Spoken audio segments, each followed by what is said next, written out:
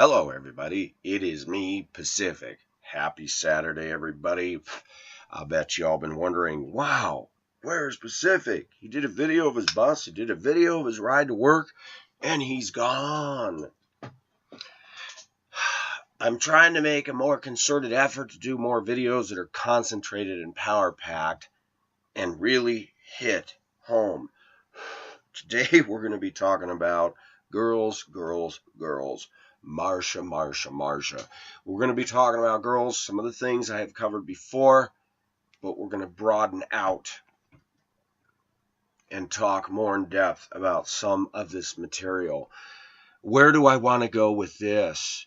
I'm going to talk about my opinions, my experiences based on my 49 years of living, American women, Asian women. Why do Filipinas come after American white men?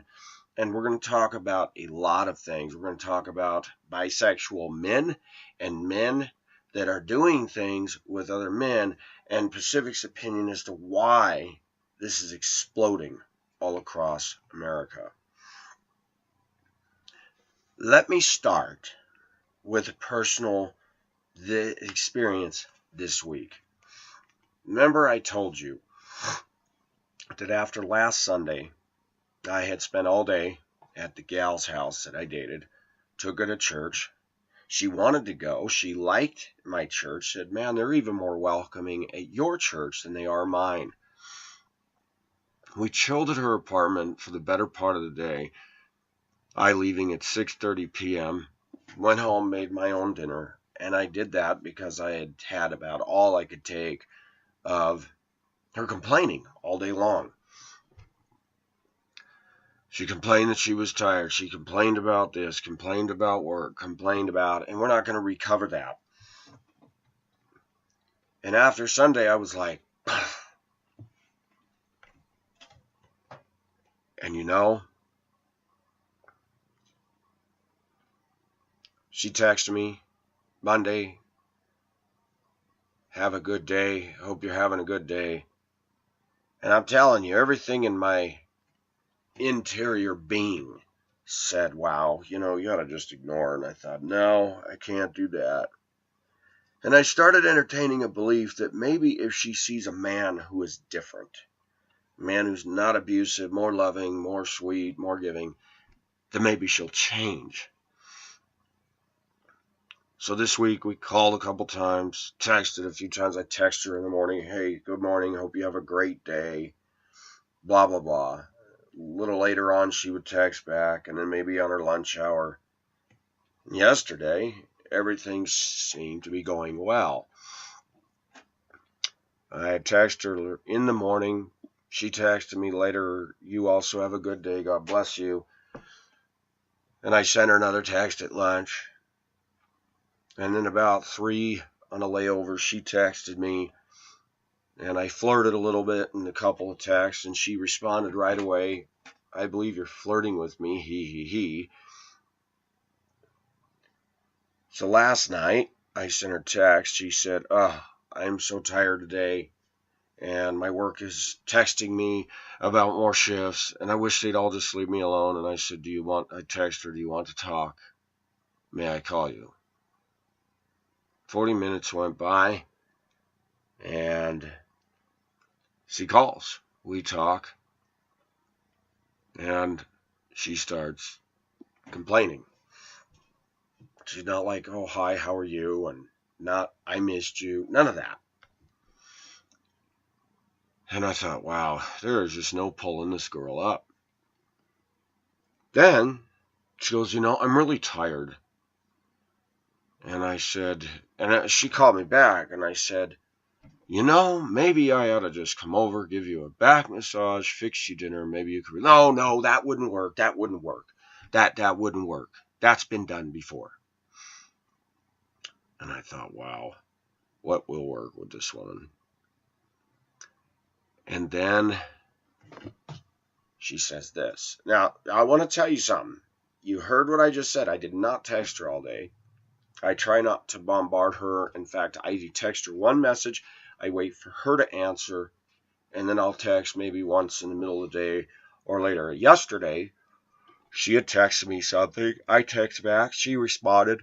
And then went back and forth a couple times. I thought, well, she's keeping the ball going. She must be on a break or she must be done because she's been getting done in about 3 on some days. I don't know her schedule. She doesn't post it for me. So sometimes she has long days. Sometimes she has short days. She says in the conversation, very rudely, she goes, I heard her say, and you were texting me all day, which just drove me nuts. And I immediately said, who was texting you all day? Exact words. This was her exact response. I'm not going to fight with you. And I thought, and I just pushed hang up. I thought, you know what? I'm done. This is what I sent. Won't text or call you anymore. I promise. You truly are a hard woman to get along with. Take care and have a hopefully happy life if you can. So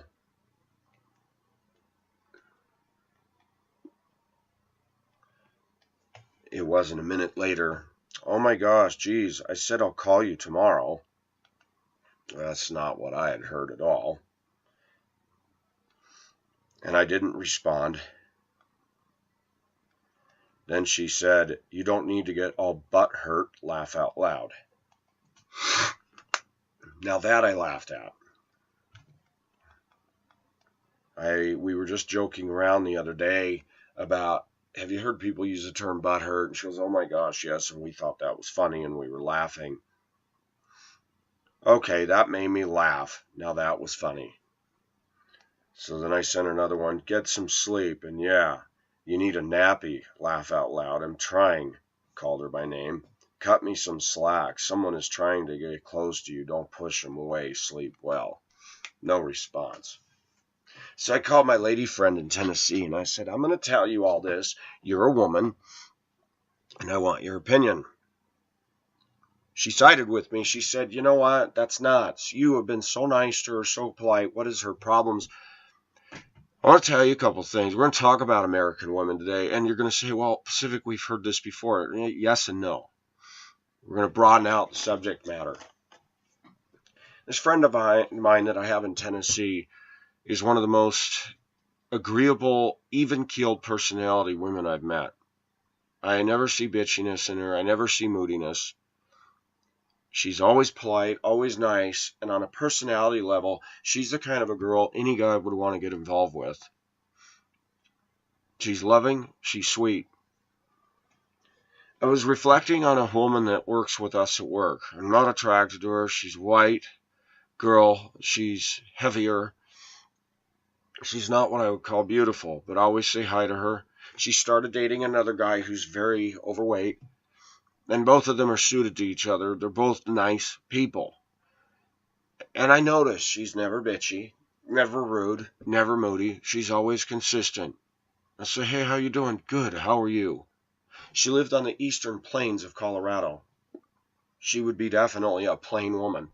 And I started reflecting. That triggered thoughts and thought, Pacific, start analyzing in your life who the biggest, most difficult, high-maintenance women have been. They've always been the good-looking, petite, smaller women. Let's talk about the church secretary at the church I went to in Arvada. Very rude, very bitchy, very moody, very stuck up, always concentrating on God's holiness, but being a holy jerk. And we have a plethora of Christian women like that, good-looking jerks for Jesus. And people get mad. Remember Ding Dong? Remember the gypsy woman? Sent me picture after picture, no shirt on, scantily clad, and then just condemning me after I sent her video saying, you know what, I felt I had nothing left to lose. She didn't know to even look at the requirements of my post. Seeking Ebony, 1 or 2 emails, and phone number. And the first 2 is she's not Ebony. The second one is she's not going to call me, not going to talk to me, not even going to mask her number. And I'm supposed to just go on a blind date with some woman that I don't know is a woman. And for an ensuing year, this white British UK ex-UK girl is harassing and internet stalking. And I finally said, I will call the school district you work at, and I will drop your name and say I'm being harassed on the internet. Boom, I never heard from her again. That worked. People say, well, maybe she wasn't a woman. I believe she was. I've been around enough of women that I saw the way she wrote, how condemning and critical she was of me, and I thought, it's a woman. I know the fingerprint of this. And it started getting me to think about petite American women. Let's flash back to a church I went to in Spokane. I went to a church on the South Hill of Spokane. South Hill's an area. And the pastor had hired a small, petite, sandy blonde-haired, 4'8" woman to lead the children's department. She no longer works there. The church had a problem with the pastor and the leadership, rightfully so. And the pastor quit, and all his little hirelings left with him. I thought, isn't that funny? If they really believe they're called of God, why are they all just following him out the door? They hired her for a children's department of a small church as a full-time person. I thought, we need a full-time person in the children's department. I had the privilege, and she was cute, but still without a boyfriend. I was asked by the youth pastor to drive the bus for that trip, 65-passenger international school bus, down to Soda Springs, Idaho for 1 week in a heavily Mormonized community to do a vacation Bible school at a Baptist church. I got along with the high school kids, except one. There was a girl who drove her car who was not what I would call attractive. She was more tomboyish, very rude. She drove in front of me the whole way and then wasn't paying attention, and I'd go up this hill and have to get my speed up. That bus had a top speed of 60, that's it. Going down the highways in Idaho, and she would slow down, and I'd start to go to pass her because I can't lose my momentum, then she'd gun it. The girl got sideways with me one night when I wasn't even talking to her, and I'm like, excuse me? You need to just go away. She was rude, she was a pain in the butt, anything but Christ-like. The rest of the high schoolers were nice to me, liked me. Several of the gals would come up. In the morning, I would sleep in the bus. They all slept. There were 2 church buildings. There was a sanctuary where the girls slept, and then there was the building next door that was like dorm rooms, Sunday school rooms with a kitchen, all that, and the boys were housed in there. I'd get up in the morning. I'd go in and use the bathroom in the boys' thing, and then I'd walk over to the school to use the shower. They had a high school there, and there was a woman janitor, and I'd strike up a conversation with her. And she had told me, oh, yes, this is all lost and found stuff. I know you have a group of high schoolers. Would they want any of this? I said, let me go over and tell them. She had hoodies and sweatshirts and girl shirts and guy shirts and baseball caps. And I went over and I said, guys, if you want free good stuff that nobody's claimed that the janitor has to get rid of, come on over to the school. They cleaned her out. I mean, nice stuff. I talked to this woman about living in a Mormon community. She was not a Mormon. I talked to her about what it was like in Soda Springs. If you guys want to Google that and look at it, it's a plain town out in the middle of some hills it's just out in the middle of nowhere.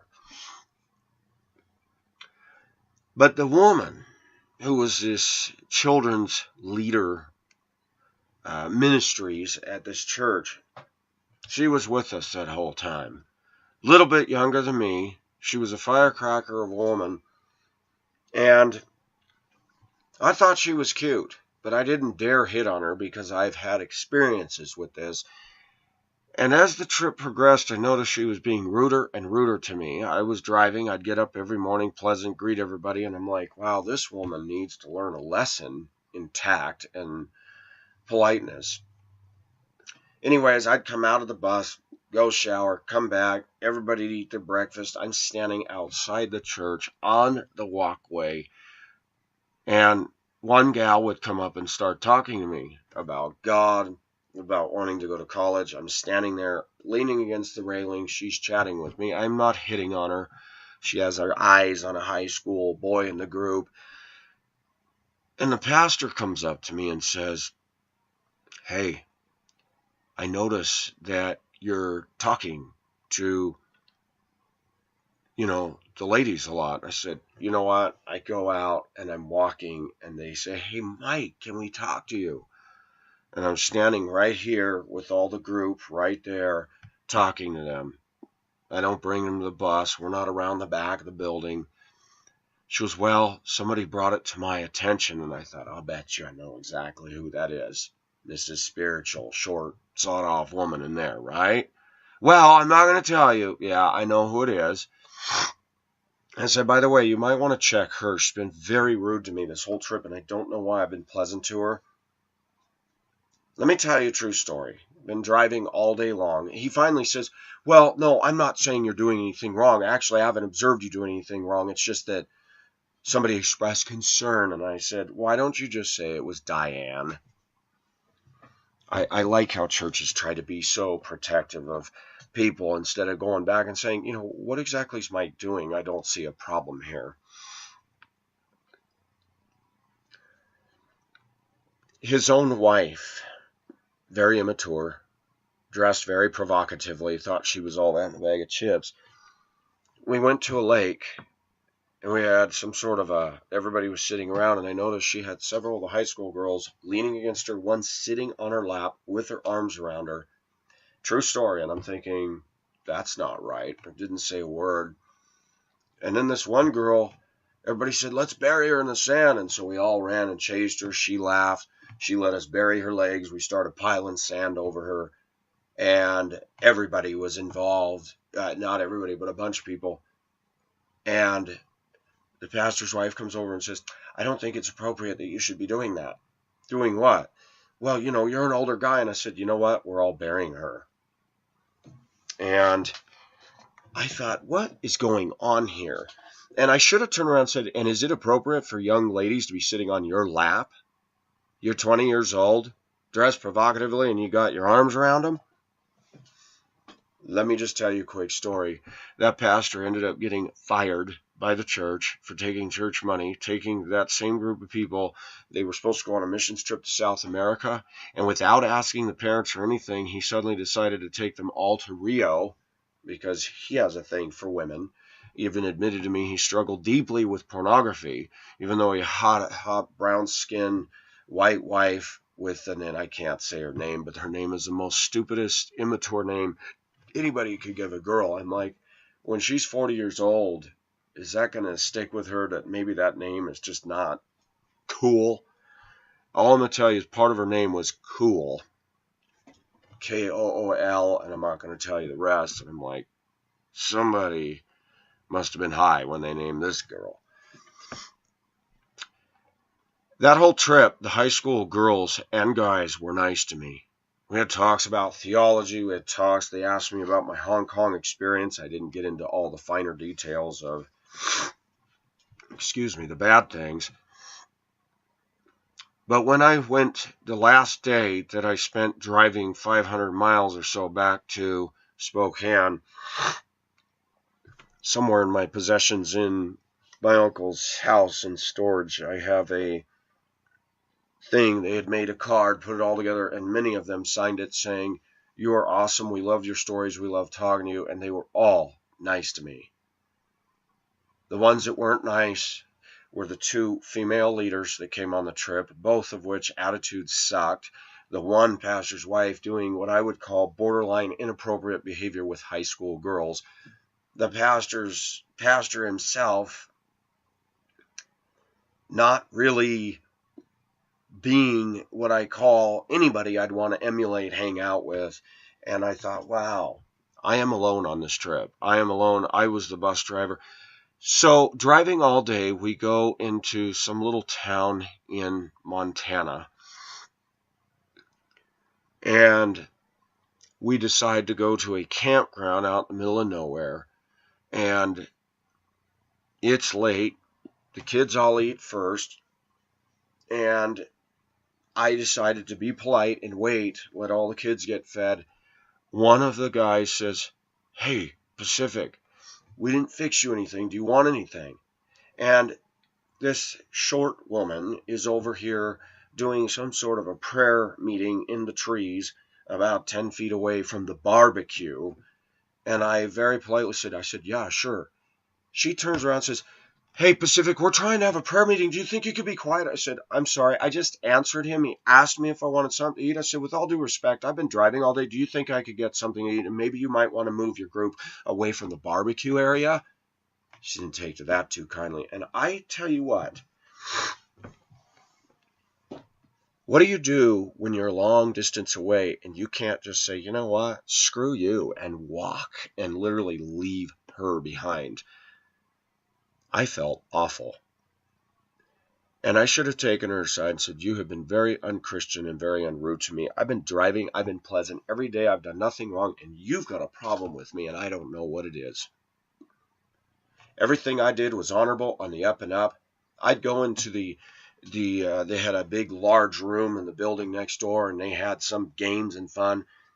They asked me to join them, and I was keeping to myself. I'd go for walks. I'd go walk early in the morning by myself. I'd go to the high school shower, and I'd go walk up the Soda Springs Mountain with the big S on the side, and I would just go off and do my own thing. And yet, they wouldn't leave me alone. They'd come out and look for me, the kids, and I would go, and they were talking to me, and one night, the guy and the girl that were interested in each other came up and talked to me, and it's really sad when people half my age or more than half my age are talking to me, and the leaders are all but ignoring me. That Mrs. Cool can't even greet me in the morning. "Hey, how are you? You sleep all right? Thanks so much for that." Nothing.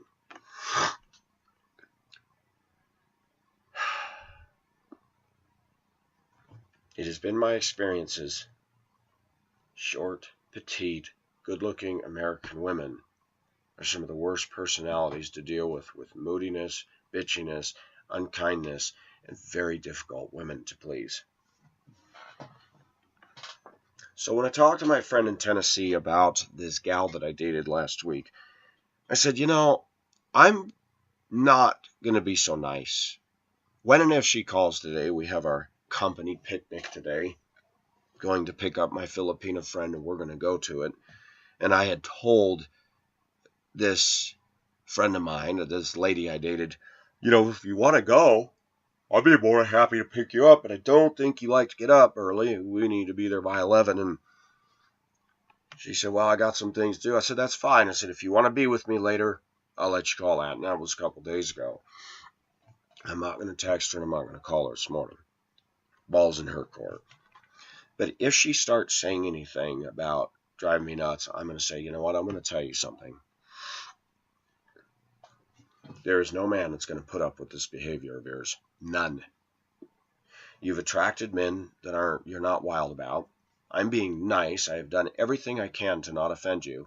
I'm going to tell you, young lady, I'm not going to walk on eggshells. I think you're attractive. I think there's good qualities about you. But if you're going to be a jerk, go find somebody else to go do that to. If you are unapproachable and hard to get to and unloving, and I don't want that. If you want a guy that will take care of you and a guy that will do the best he can for you, you're looking right at him. But I'm not going to put up with this. This and many other things that popped up this week prompted me to realize this needs to be talked about. This needs to be talked about. And many of you guys will go, "Pacific, why are you wasting your time with her?" I'll tell you why. I'll tell you exactly why, and I have a very good reason for it. Experiment to prove a point. Are American women reachable by us men? And the answer that's coming to me is pretty much no. I tried to take the high road and say, you're going to have to work through any relational problem with anybody. We talked about how men and women are guilty of looking for Mr. and Mrs. Perfect and they're not finding it. That Jesus didn't look around for perfect people to make well. He looked around for broken people to make well. One who is well needs not see a doctor, but those who are not well, he said that. Let me read to you something that struck me. I'm now in the book of Isaiah, reading a chapter a day. Got through Proverbs, Ecclesiastes, Song of Solomon. And if you want to read a racy book that is in the Bible, read the Song of Solomon. I was telling this gal I dated some of the things I said. She goes, "I never remember that." I said, "I'll read it to you." No, I'll have to look. I said, her breasts are like towers. Your breasts are like fawns. It says all that? Yep. We're going to talk about passion. We're going to talk about sensual. We're going to talk about sexy. We're going to talk about a problem that is unique to America with women dressing provocative, being what I call teasers, that yet when it comes to actual sexuality, that American women are good at having sex, but not making love. Again, this is the express opinions of the management of this channel. You may not agree, but I have seen this play out over and over. We're going to get to that. So I'm reading in Isaiah 3 yesterday, and God's talking about bringing judgment. He has had it up to here with the Israelites for a host of reasons, but he keys in on the women. Listen to this. Isaiah 3, starting with verse 16. Moreover, in fact, the title that somebody put over it is Judah's Women Denounced. You've been denounced. I like that. Moreover, the Lord said, because the daughters of Zion are proud and walk with heads held high and seductive eyes, and go along with mincing steps and tinkle the bangles on their feet. Let's stop. For those of you that are on my Facebook, I posted a photo of an India woman with all the chains and the earrings and the nose rings, and they used to wear anklets, and they would tingle and ding, and I think some of that stuff is really cool. Therefore the Lord will afflict the scalp of the daughters of Zion with scabs. Let that settle in. And the Lord will make their foreheads bare. In that day the Lord will take away the beauty of their anklets, headbands, crescent ornaments, dangling earrings, bracelets, veils, headdresses, ankle chains, sashes, perfume boxes, amulets, finger rings, nose rings, festal robes, outer tunics, cloaks, money, purses. Let's stop right there. They had nose rings. Notice God doesn't condemn them for that. I want to do an indent here. People have asked my opinion on piercing. I'm going to tell you that American women don't know how to pierce themselves. I've seen a lot of American white women put that little rhinestone right in their nose. Every one of them that I've met that wear that are jerks. I don't know why, but there is an association. There's a granddaughter here that's got one. She's stuck up. She's a biatch. She's not nice. She's very plain Jane. Not what I would call haughty. And she thinks she's way above everybody. I've gone into banks with tellers like that. I've gone into businesses, and every time I see that nose ring, I thought, bitch. I mean, it's just synonymous. I look at pictures of women from India with all that stuff. They're stunning. American women, I met, there's a Mexican woman I work with who's a para. Her very pretty daughter came in, and she's got piercings and earrings all the way around here with a stick earring that goes lengthwise. I thought, what is it about women in the culture here that if they're going to pierce themselves, they can't even make themselves look good? The fish hooks on the lips. And I walk them, they're gone, I guess. The tongue ring with the stud on it. And I find that, and then the belly button pierce and all this, and it's like, I'm going to say something. American women don't know how to make themselves look good. They don't know how to do anything with class. Most of them. Elysée, I don't even know if I'm saying it right because I don't know French at all beyond oui and bonjour and les pants. Remember Pepe Le Pew? I like Elysée's music, and I saw some updated videos of her. She's now covered in tattoos down her arm. She was a cute little vixen, and now she looks as trashy as anybody else. Ratted out hair, all this, and I thought, something hit me when you look at these musicians, and we get it behind them. Oh, she's hot, she's cute. They cannot handle fame. It goes to their head. They turn themselves into an iconic idol. They start doing this and doing that and pushing the envelope, and pretty soon they're another wrecked hulk of a woman that nobody wants except some desperado. I was thinking about a verse that jumped at me when I saw Elysée, how cute she was and how cute she is no longer. And I thought, God said something very apropos. I will share my glory with no other. And if you notice a lot of pretty women today, they're all about glorifying themselves. And I'm going to be very pointed. You see it in the videos. You see it on the stage. You see it with the American pop culture that these women, you give them a microphone and they get up there and they've got a crowd eating out of their hand. And I have to laugh. That also goes with the Christian female musicians. It is not about God. It is not about His glory. It's about their iconic fan club and their messages and their bulletins and their newsletter and their thing. Just something I've noticed. That our culture has changed from giving glory to God to now we're giving glory to ourselves. I don't think I need to say any more about that.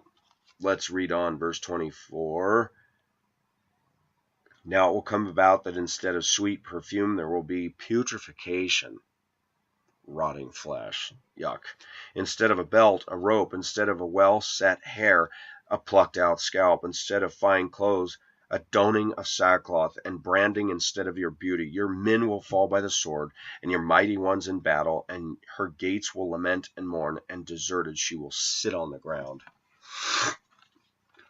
God has had it with these dames. Your proud look. What has Pacific said over and over about good-looking women in this culture? You go to Cherry Creek Mall, you see these women sitting in their SUVs, you see these women walking their dogs. They are proud, all right. And you just got to ask yourself, really?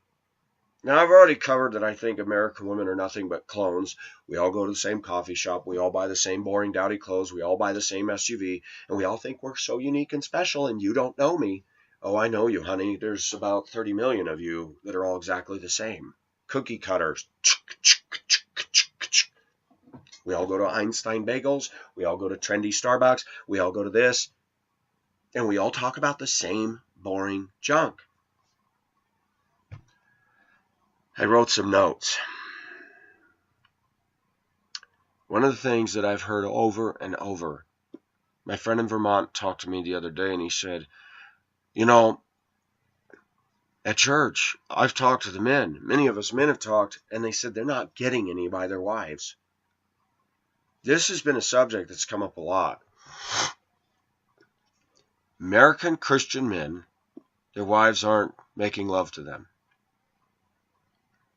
And American women would have you believe, well, they're all jerks. Pacific was honest enough to say that when I went to Asia, and that marriage, that a girl that I pursued failed, that I dated women, and I couldn't believe that something awakened in me that I didn't even know I had. Passion. Sensuality. That the Asian women that I dated would drape their arm over mine, were always touching me, loving, touching me, kissing on me, making out with me like teenagers. And you come back here, and American women are so matter-of-fact, so boring, so uninspired, that the only time they light up is, oh, I just got my new SUV. I just spent $5,000 on my new purebred dog. And I just look at that and go, wow, congratulations. Not. That American women show their cleavage. They sit there, guys sit there and drool, and all you see American women do in the break room is texting. They don't look up at you. They're not interested in you, but guys will still, oh, did you see her rack, man? Dude, look over at her. She sits in that corner at that table all day, every day, doesn't do a damn thing. She just, video games. I post a cute saying on my Facebook. Dead. I am going to say something that's going to offend a lot of American women. American women are not passionate. As a rule. Now, I understand there's exceptions, and some idiot will listen. I'm going to say it. Some idiot will listen to my video. You make a blanket statement. Yes, I did make a blanket statement, but I did say not all, but 99.9% majority of American females have traded their passion for stuff that is just dead. American women have been conditioned to get caught up into the corporate machine of purchasing, buying and spending and buying. How anybody, and I remember being part of this crowd. I grew up, you go to the mall. You want to meet girls, you go to the mall. That doesn't work anymore, by the way. If you guys are looking to find a chick, you're not going to do it at the mall. You're just not. As a rule. There may be exceptions. That girls can get into shopping and carrying their bags of crap around all day with other flaky girls, having flaky, meaningless conversations and spending more money than they need to on stuff they don't need, ought to tell us men something. A relational disaster. I have gone with women that want to look at boring blouses, boring purses, and I heard her say, you probably can't stand doing this because men don't like to shop. Actually, I'm a man that does things with women, and no, I'm not into shopping, but if she wants to go to a store, I'm going to go with her because I want to be with her. The reason American women are not passionate is because they've traded their passion for people and put it into a quest and consumeristic mentality towards stuff. I was at Safeway yesterday. I'm going to step out for 1 minute, take care of this, and I'll be right back.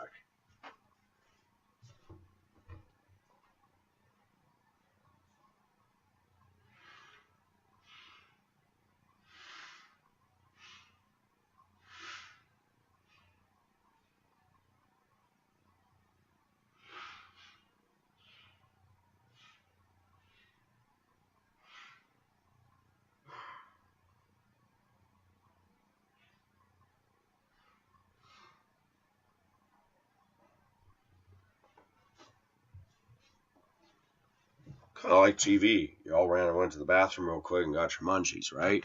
Just kidding. So,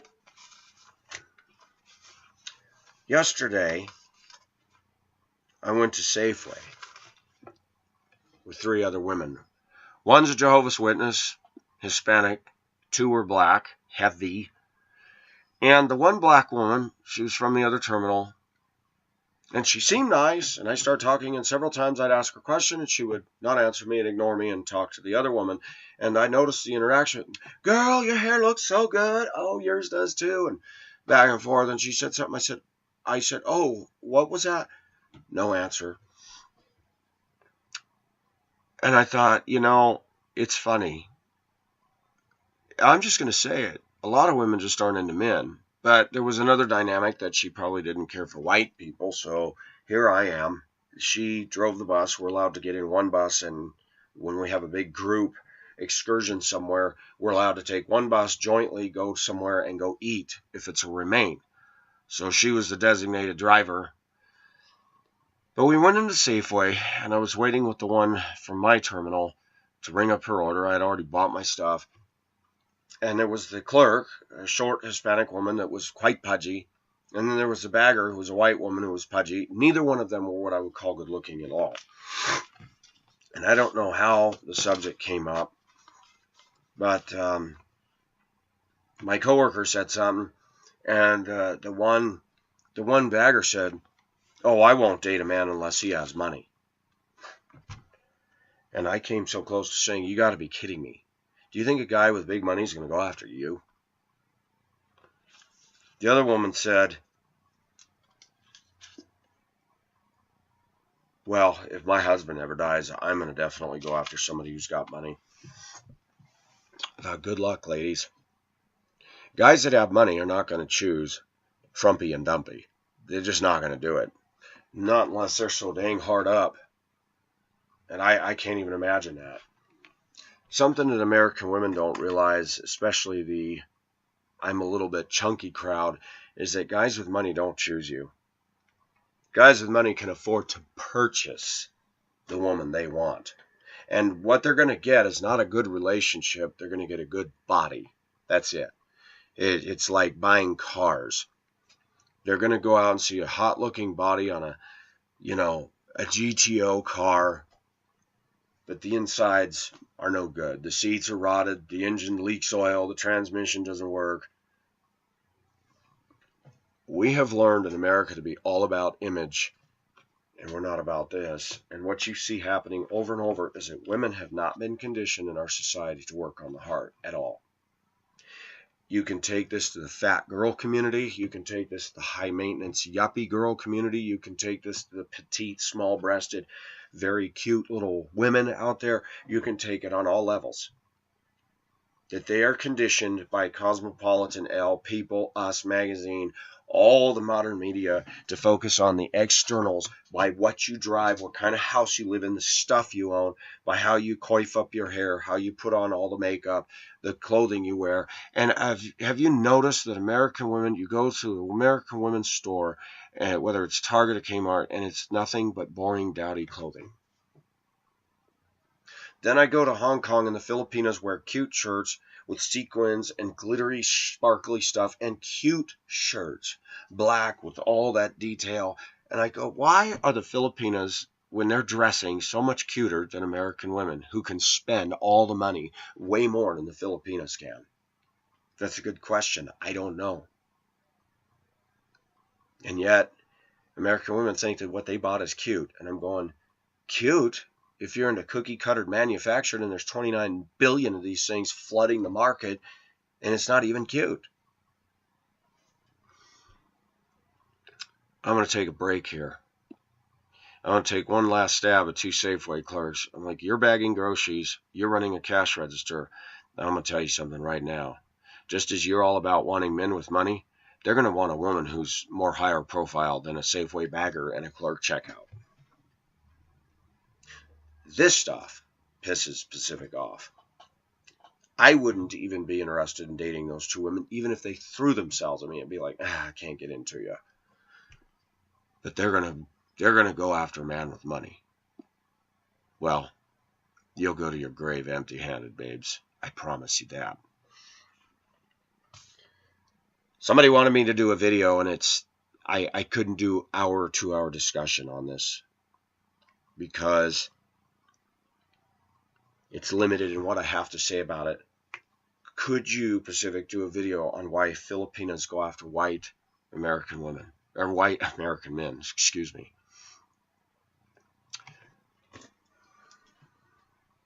Can I say the answer? I don't know. There are some Filipinos that are guilty, much like American women. They grow up in poverty. They have to work hard. And they've been told and they've been conditioned by our Hollywood media. They see the Hollywood movies and they think all American men live like that. You know, the nice upper end house, nice cars, trophy wives, successful. What they don't see is a school bus driver or a construction framer or a drywall hanger or a guy that works at Walmart stocking shelves. They don't see that. They see the guy who's upper end pulling 100K or more a year down, and they think we're all like that. A lot of Filipinos think that if they get involved with an American man, that they will have a much better life financially, get to sit on their butt and get on Facebook all day while their man goes to work, and all that's required of them is an occasional trip to the bedroom. That's true. I met a lot of Filipinos that married not so good looking, older, like 40-year span difference. 60s marrying 20-something-year-old Filipina. And you know that their motive was not love, it was about their pocketbook. She'll give him free sex. He gets a hot, firm, brown-skinned body with long black hair. He's happy. She gets access to his checkbook. She's happy. And it's a marriage of convenience, not of heart. But Filipinos are not the only ones doing that. Russian and Ukraine women are doing it. There's a lot of women doing it. There are Chinese women doing it. So before we say that this woman or that woman doesn't do that, there's guilt in every camp and every ethnicity.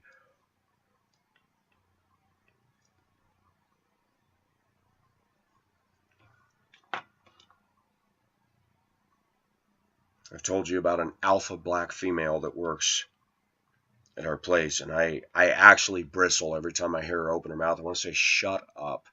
Nobody wants to hear you. A comment was made by one of the more attractive women that works and said nobody likes her. I said, oh, she thinks she's sliced cheese. Got the nose ring, got the poopy, plumpy belly, the bubble butt, thick calves. She wears her cutesy little outfits. You can tell she spends all of her money on her wardrobe and her Mercedes and her Jeep.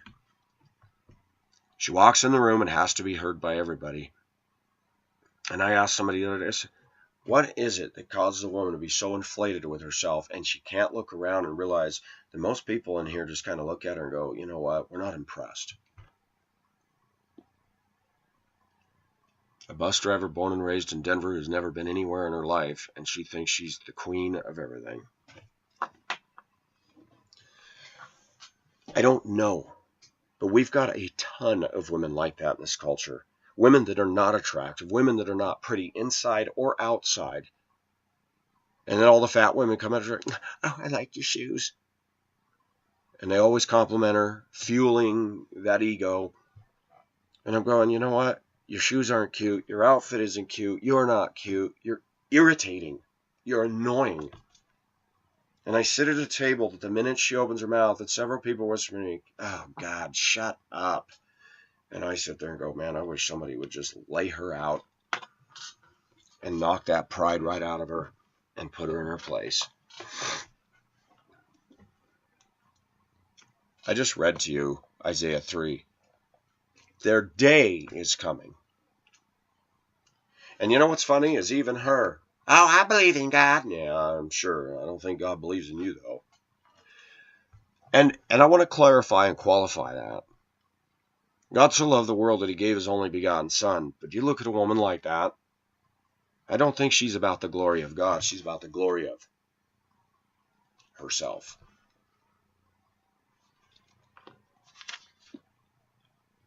It doesn't matter if it's black women or Hispanic women, the complaint is the same. I watch Hispanic women, black women, white women dye their hair, add streaks and colors. There's two young Hispanic gals. One is the daughter of a very attractive woman who dyes her hair on a weekly basis, changes the color, changes it from perm, changes it to straight. She lives with her girlfriend lover. I thought, boy, now that's got to be interesting. Her adult daughters, what is going through their mind with mom living with her girlfriend? A girl that could get any guy she wants, Hispanic knockout. She is polite to me. I don't have anything against her personally. But her daughter's got blonde streaks in her hair. Every time I see her, I think skunk. You know, got the streak down through here. Beautiful black hair. And they're not happy with it. One girl I know who's actually pretty has so much foundation on her face that it's pinkish chalky with the false 1-inch long fluttering butterfly eyelashes. Her hair is a rat's nest. She sits there in a hoodie. And I just go, who is it that's in charge of women, their fashion, and their style? They need to be fired.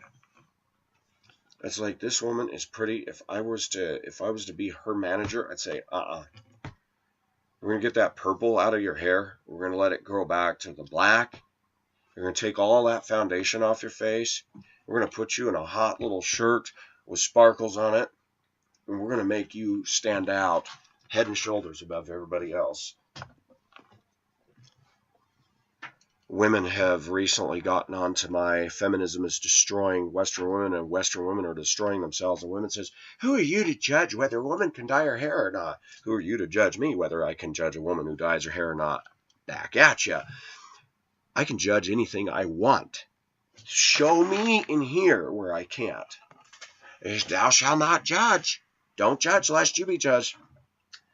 Context, ladies.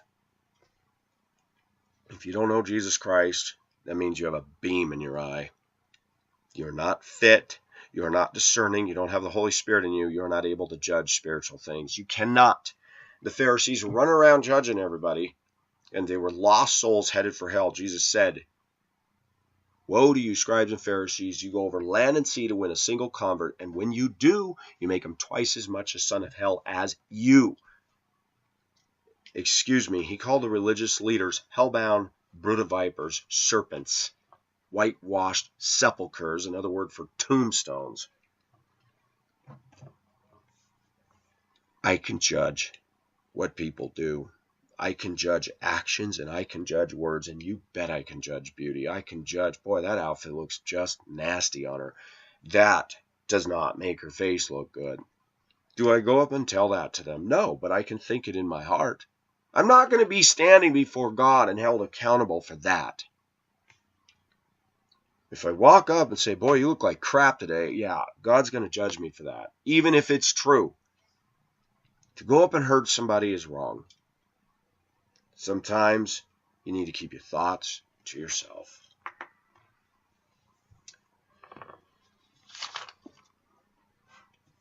I went with a friend. I'm not into her. I thought she was, halfway decent looking. Not into her. She's nice. She's a nice woman. She's not my type.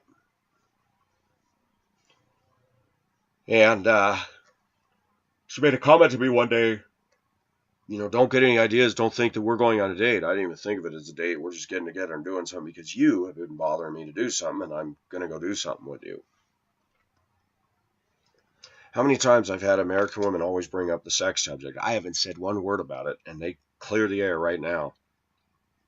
I just want you to know I'm not interested in getting it on.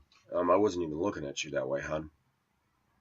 Why is it American women always think that every man is out there trying to get down their pants? Where did that come from?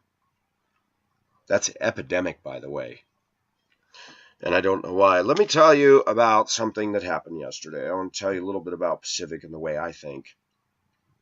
I was sweeping my bus, and one of the Morocco Muslim women, complete with the scarf and everything, dressed modestly. She's married. Her friend is married. Her friend is very attractive. Which she does not dress slutty at all. And it's funny, I know right away that her friend is attractive. Which proves you don't have to dress provocative to show your beauty. The women can be wrapped up as a Muslim woman, and you can still go, my gosh, she's got a cute face, a nice, lean, slender physique.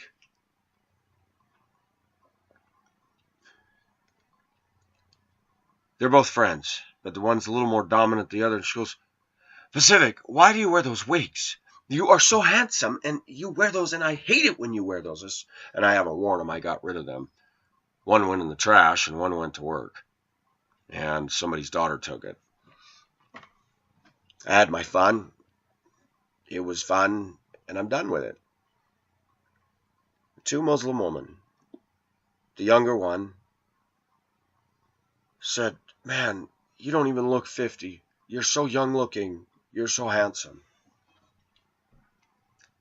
I'm going to share with American women and American viewers something, and everybody else that's tuned in from the international community, that it's very sobering when I grow up 49 years of my life and I don't hear those words from an American woman. You're handsome. You're good looking. I don't. I haven't even heard it from the girl I dated. Haven't even been told that once. Moroccan Muslim women who are nice to me. She was telling me how she had to spend time cleaning her bus, and she took me over her bus, showed it, and while we were talking, I stretched across two seats, and I said, man, I'm going to lay down for a few minutes. She sat in the seat compartment, leaned over the seat talking to me, and I was so tired, and I was listening to her, and she says, Pacific, I want to ask you a question. You say you're a Christian. Do you believe in 3 gods? I said, no, I believe in one God, the Trinity. And she was trying to get her mind around that, and I'm being polite and explaining. I'm laying down, so I'm looking up. She's got all her stuff on. She's talking to me, and her voice is not irritating. She's not being antagonistic. I like her accent. No, I'm not lusting after her. I haven't lusted after her at all. She genuinely greets me every single day. How are you? She's always nice to me. She's very clearly said in her body language she likes seeing me and chatting with me. She's faithful to her man. There's no doubt about that. And I've told my viewers something, that the people I get along with the best in my workplace are the foreigners, even among the men. I'll tell you a story about a Mexican guy I work with. We'll get to that soon.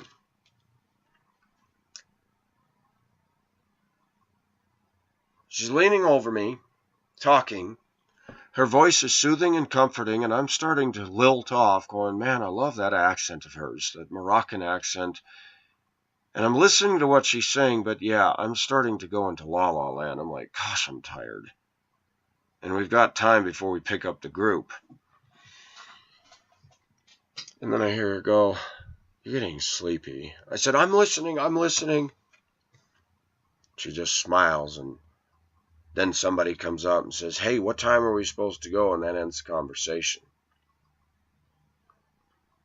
And I try to explain to her that most people stumble over the concept of the Trinity. The Mormons do, the Jehovah's Witnesses do, and obviously Muslims do. That they cannot by faith. And she was trying to tell me, but faith is not stupidity. Faith is reasonable. And I said, it is. But there also comes an element of faith of those things we cannot see that we have to simply believe because God said it. She was explaining to me, I said, well, where's your sacrifice for sin? She goes, well, there's consequences. If, for say, I commit adultery and my husband commits adultery and we commit adultery with the other couple they're married, they cut off our hand. I said, but again, where's the forgiveness? Where's the sacrifice that you've sinned? Okay, you get your hand cut off, but that doesn't forgive the sin. And we're just getting into that, and somebody came up, and that interrupted the conversation. When a Muslim woman, the younger one, tells me I'm young-looking, I'm handsome, when she says you're young-looking and handsome, and I wish you wouldn't wear those wigs, and they're polite about it. When a Muslim woman who is not in Jesus Christ can talk to me politely with respect,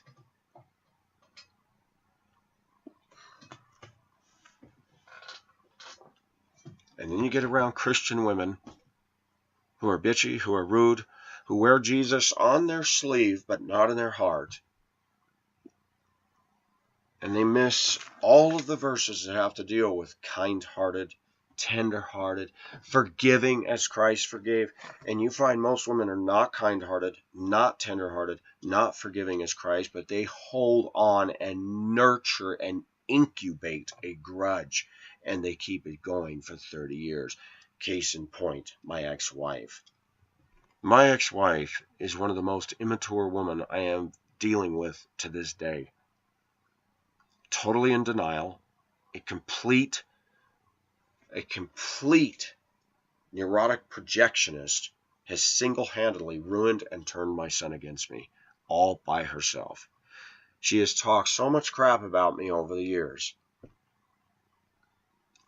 And it's only a matter of time before she and him get into it, because that's all that's been going on for she's and him have had each other, and they still can't get it together.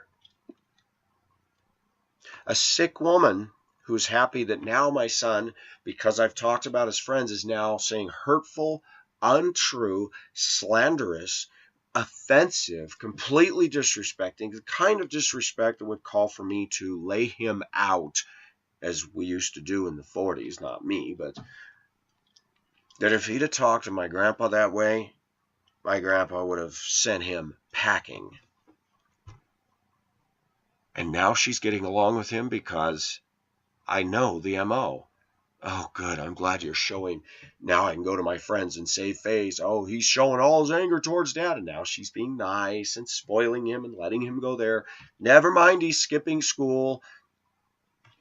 Or was skipping school.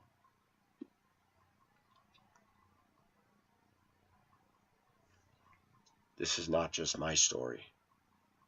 There are millions of American men that some of which have talked to me about the horrible things their immature ex-wives have done to poison the children against them, the games they played using the children as pawns, the garbage that they started and did.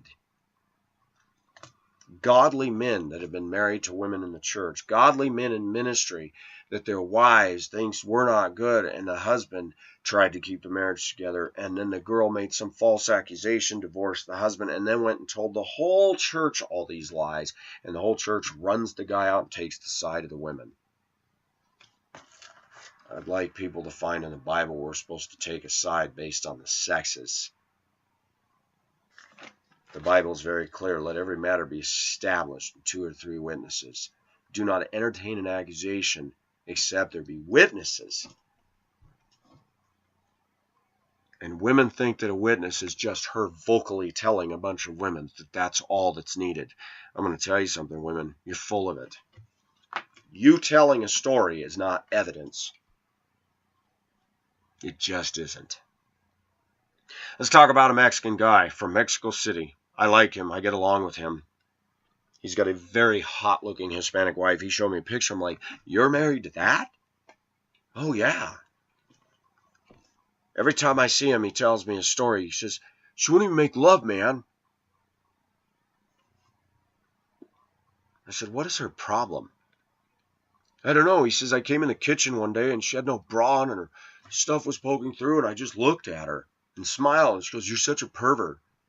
And I looked and said, you're my wife. Oh, you men are all pigs. How do I unpack this? Women got their nipples poking through their shirt, no bra on, and we're not supposed to notice that. We're a pig for noticing that. But it's like, if you don't want us to notice that, why didn't you put on your damn bra, lady? And American women do this all the time. As I was talking to this Muslim woman, a woman is running across the street with nothing on. It's a T-strap with just cover here. And I said, look at that over there. I said, I want your honest thoughts on the way she's dressed. She said, it's ridiculous. She goes, if she's married, why would she run out in public like that? What is she saying? What is the message she's saying to men? I said, oh, man, could I have a soundbite recording of this one from a Muslim woman? And American women are quick to condemn Muslim women. Oh, yeah, Islam. Let me tell you something. There's different stages of Islam. There are those that condone blowing up things. She actually said yesterday, she talked about ISIS. She goes, I don't support them. Now, she's trying to say they don't represent Islam. And I said, yeah, they actually do. There's moderate Islamics. There's on the edge Islamics, just like Catholics in name only or practicing Catholic. You have all different levels of people committed to Allah or not committed to Allah. She doesn't support blowing up stuff, at least to my face. And she's been very friendly to me and has accepted me as a white, non-Muslim. And could it be that she's doing that like Jehovah's Witnesses? I'm going to be nice in hopes of winning them over. That could be, but I don't sense that from her. Jehovah's Witnesses, I see that. I see that all the time. They're what I call contrived fake in hoping to win a convert. That we're going to put on a good friendly show. And Mormons are classic at that too, until you stand up to them and say, your doctrine is of demons. Then watch how sweet they are to you. Not, bye-bye. I'm not going to the BYU University, sorry.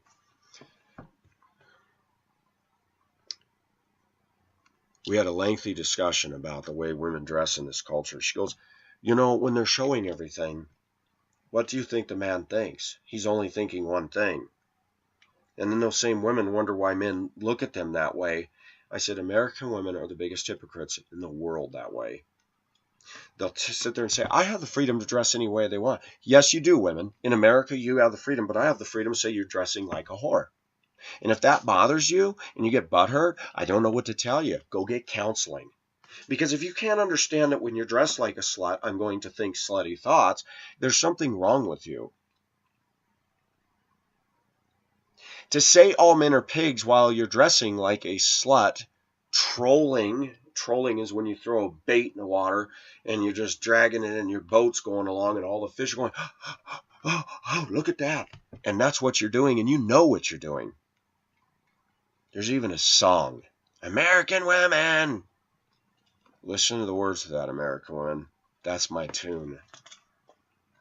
Here's a girl I'm being nice to. that I have to hang up on as she's starting to falsely accuse and say, I'm not going to argue. Argue? I said, who's texting you all day? That's all I said. There was no argument. I'm not going to argue with you either. Click. I didn't even say that. But when I sent her text, hey, I won't text or call you again. You are difficult. You are hard to get along with, woman. Why did she text back? Because suddenly I'm in the driver's seat saying, I don't need you that bad, babe. You want to be a bitch? You go be a bitch all by yourself. I'm done. Oh my gosh, she's leaving. And I'm going to try something. If she brings up any more complaints about me again, I'm going to say, you know what? You have been critical of me. You have a critical spirit. And I have been nice to you. I have tried to comfort you. I've tried to soothe you.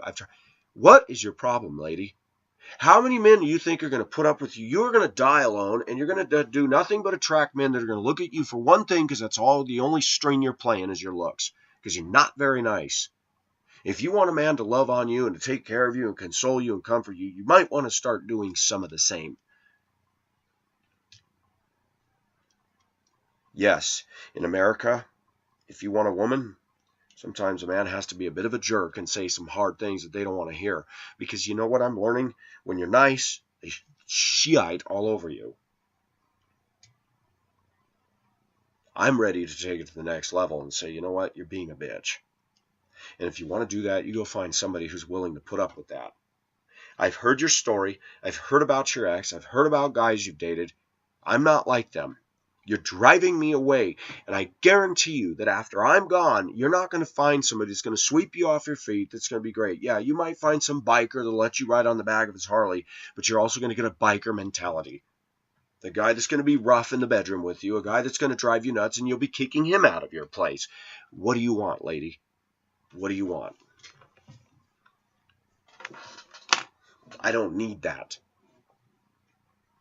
But if I walk out of your life, I promise you, you're not going to find good after me. You know what? And it's time for us men to start saying, we're not going to be arrogant and proud and lifted up, but I'm tired of being treated as second class by American women. American women think, oh, I'm good looking, I'm hot. And a guy like me has the confidence and says, hey, I deserve better than that. I'm willing to put up with some of your stuff. I'm willing to, like an accordion, absorb some of that. And we men should. Because if you get involved with any woman, you're going to have to learn to absorb a lot. And the sad thing is that women are always good at saying all the crap they have to put up with us men, while they ignore the fact that actually we men have to do more bending than most American women do to keep things fluid and working. That is a fact. I see it here. I have watched women nag and bitch at their husbands and put them through hell. And I've watched men become a shock absorber that's constantly absorbing that and hitting bump after bump after bump. And for all the dirt and trash I hear about American men, I find that more American men are more willing to try to get through those things and try to dwell with their women with understanding while just being abused by them. And it is disgusting.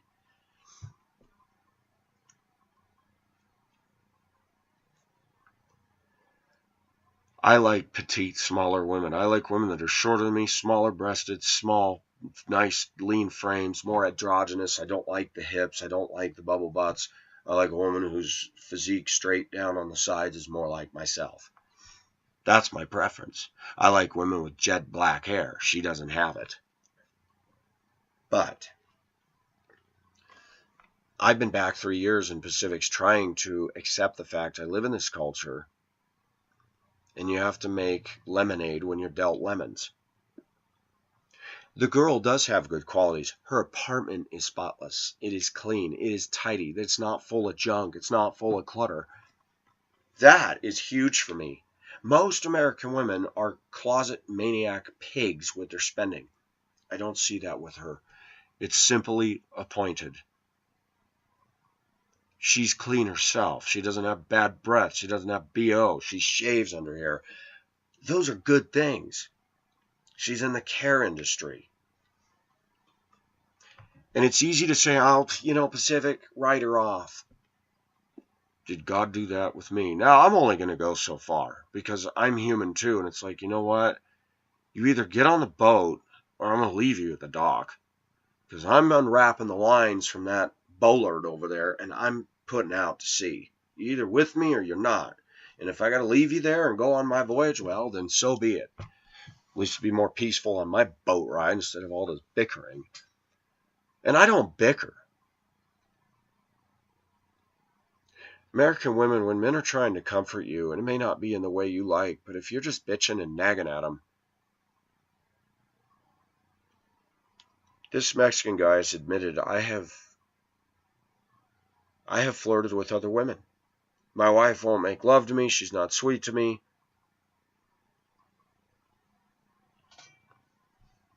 She makes absolutely no effort. And he is a nice guy.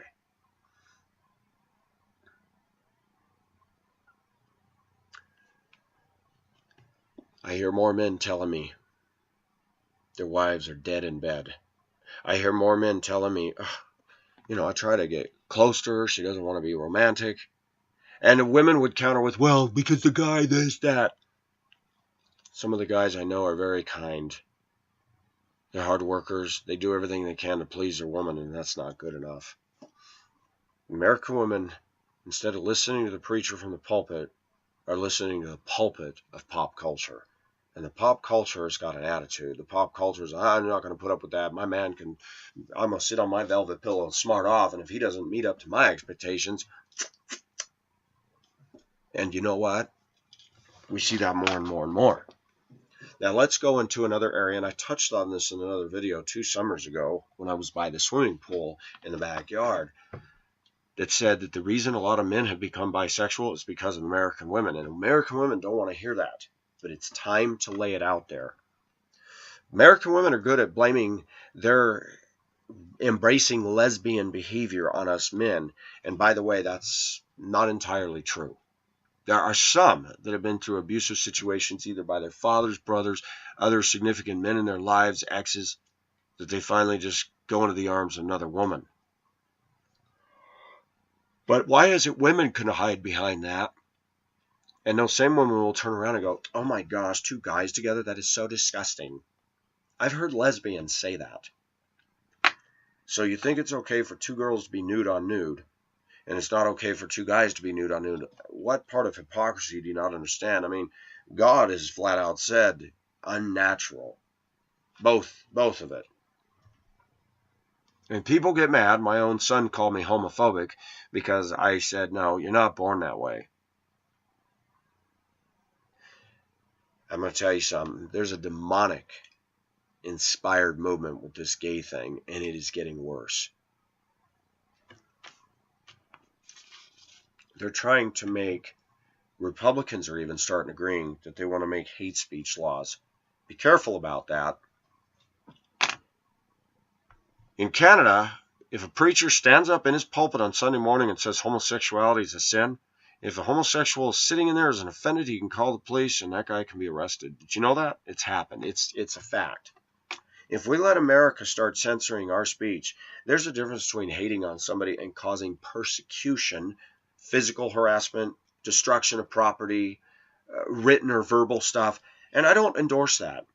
I don't believe in going up to gays and saying, oh, you faggots, you fudge packers. I don't believe in doing that. But I have a right to my thoughts. They have to be in line with what God says. But I have a right to my opinions and thoughts. Do you notice that the gay community is trying to muzzle us? They want to take away our right to free speech while they have the right to have free speech to say whatever they want. They can condemn conservative Christians. They can condemn those of us that do not support their lifestyle, but yet they want to censor our speech. That's a form of communism, folks. That's a form of socialism, and that is not democracy. That is not the kind of stuff that God condones. I have met a lot of men, either through chat rooms, conversational forums, other men that I've talked to over the years, and I find an increasing number of men that are married to their wives who have let their bodies go, gotten fat, gross, and ugly, wear dowdy clothes, and are addicted to materialism. And the husbands have been honest and I just can't get into her anymore. I just can't get inspired to do it with her anymore. That's one. The guys don't want to go out and have an affair because their wife would just rake them over the coals for it. So a subtle shift has changed. Well, if I don't go out and have sex, but I just do this bi thing, she'll never know. And, nobody's gotten pregnant. There's no yucky feelings involved that, I can go and, there was a group called Circle Jerks years ago. The term Circle Jerks originates from a bunch of guys. I think it started in New York City, but I'm not sure. Guys pull down their pants and all masturbate in front of each other and squirt into a bucket in the center of the group. A circle. Disgusting. Pacific has done his own things. We're not going to get into that. But men want to be validated. There's something wrong when other men go up and go, gosh, you got a nice, and they tell you complimentary things. And it's not that I'm attracted to men. I went through my phase of going through that because I was validated. And it's too easy for the Christian church to go, oh, homosexual. I'm not homosexual. I define homosexual as somebody who is literally a man being into men. Bisexual is one who is into men and women, both sexes. Curiosity is different. It can be, well, geez, and I'm going to say something, that there are guys that are not attracted to the looks of a man, but either like the touch or the thrill of exposing themselves and feeling comfortable enough to, can I just say it, masturbate in front of somebody else. That guys can sit there and look at porn and sit there and go, a lot of this is happening because American women have pushed men to do this. I'm not saying it's right. I'm not condoning it. But I have found my own experiences when I feel all the feelings of man wanting to, when a man loves a woman, and you can't because they won't let you. When women push us away, when good-looking women are flaunting it all day, and I'm horny, and I'm like, wow, look at that. And they snub you, and they snub you, and they snub you, and you can go down to a park, and you can take off your shirt, and men are looking at you going, gosh, you got a nice chest, you're good looking, and you start going, I don't want to date with a man. I don't want to BF him. That's butt. I don't want to do anal. I don't want to lick or, I don't want to do that stuff. Men, women are constructed different. The Bible says it is not good for man to be alone, and wrapped up in that statement is some of this as well. Men are wired differently, and men can get so horny that just a breeze blowing by in their underwear can make them hard. Fact.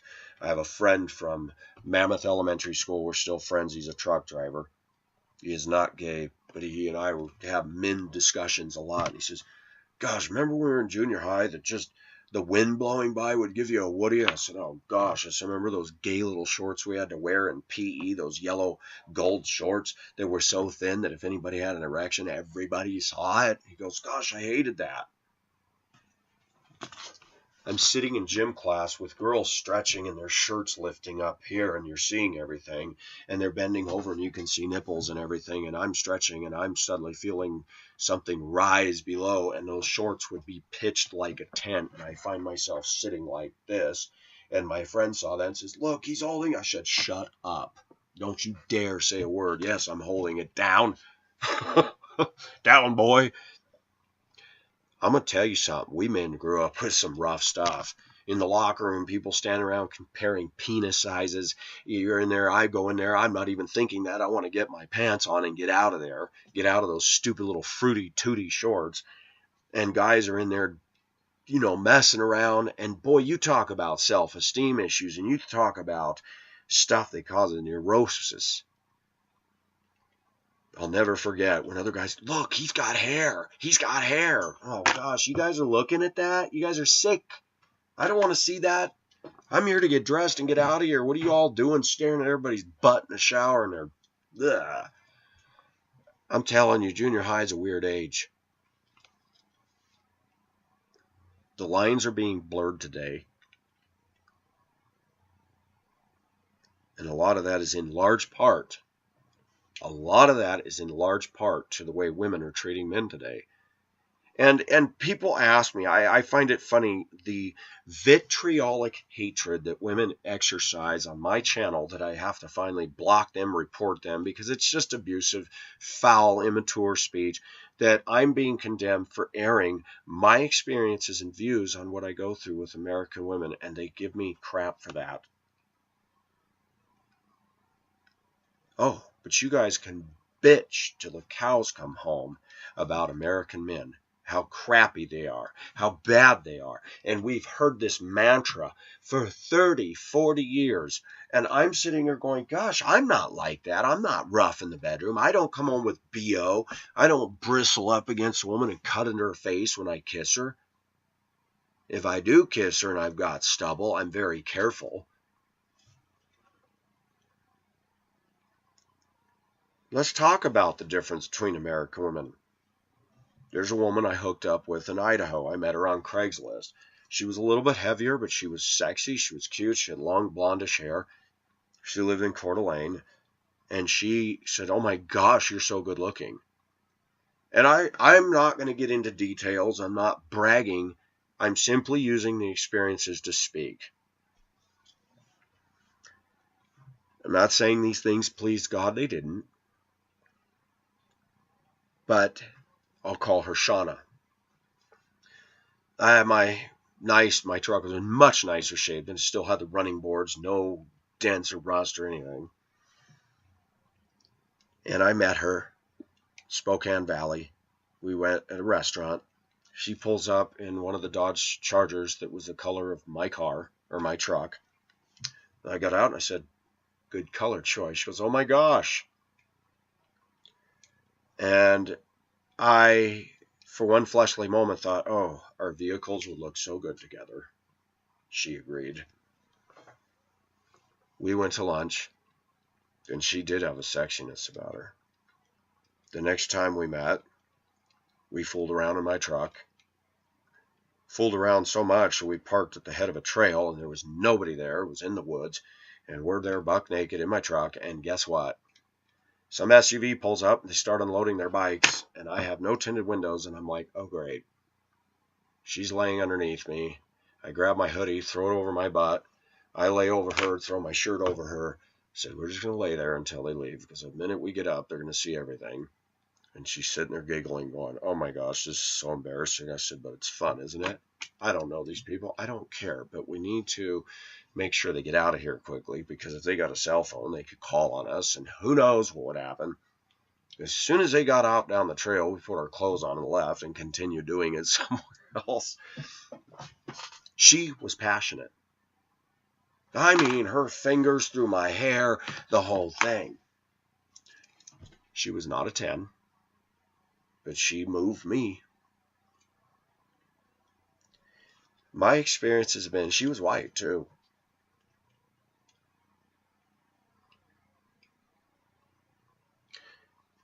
But even then, something happened that made me wonder. She called me one night. She goes, you want to come down here to Coeur d'Alene? I said, sure, I'll take you to dinner. And I liked her. She was a bit heavier, but I liked her.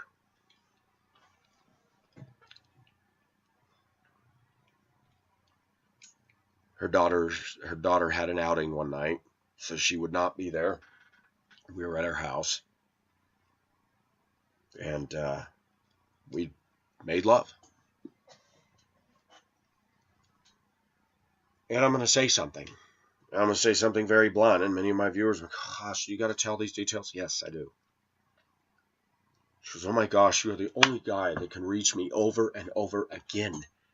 I've been with guys, and none of them, my ex-husband, you are such a good lover. Oh my gosh. I admit, I was intoxicated with her. She was a nice girl. She was a manager at a large grocery store.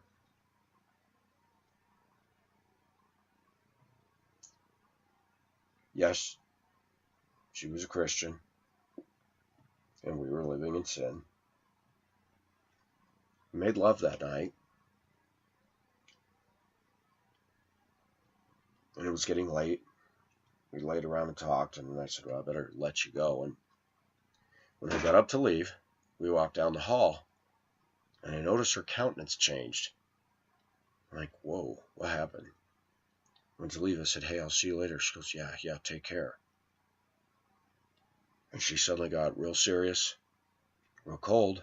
I shut the door and I left. And the next morning, I sent her an email because it would go right to her phone. And I said, you okay? She goes, oh, I'm running late. I'll have to get back to you later. Then I get an email that shocked me. I'm really sorry. You're one of the nicest guys I've ever met. We made love last night. I didn't know it, but my daughter, for whatever reason, ended her outing and came home. I saw her backpack leaning against the wall right around the entryway. That's why I suddenly got all stiff. She said that her daughter the next morning lambasted her and said, oh my gosh, I can't believe it. I was going to go say hi to you, and I hear you guys in the bedroom, and I think my mom's a whore. I said, oh, wow. And I said, you know what? I said, yeah, that's bad. I said, why don't you just sit down and say, yeah, we got carried away. And the daughter liked me, by the way. She said, man, Mom, you finally found one of the nicer guys you could go out with. I respect him. I said, why don't you sit down and explain to your daughter you're human and you didn't know she was coming, and I'll come down and we can have a talk and say, you know, we're really sorry. She didn't want to do that. And she said, I'm so sorry to do this to you, but I can never see you again. Boom! Cut off. Just like that. Many of you guys would have theories, well, maybe she just wanted a quickie and she's lying. Who knows? From what little I ascertained from her, I didn't find that at all. She was really into me. We'd gone on quite a few dates. So Pacific goes back from that, and I'm wounded because I bonded with her. We were sitting at the top of a waterfall one day, and I remember the wind was blowing through her hair. She had long, beautiful hair, and she was cute. She was attractive, even though she was a little bit bigger of a woman. And the reason I tell you that is because everybody thinks Pacific is looking for a Barbie girl. She was so affectionate, so sweet on me. I leaned up against a boulder. I had my arms around her, and she was leaning against my chest with my shirt off. And I just looked at her and said, gosh, you're so sexy. And she puts her arm back and touched my head. She goes, gosh, and you are too.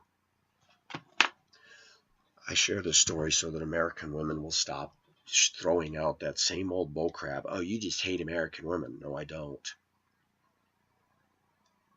Yes, it was wrong. Yes, it wasn't God-honoring. But I've tried.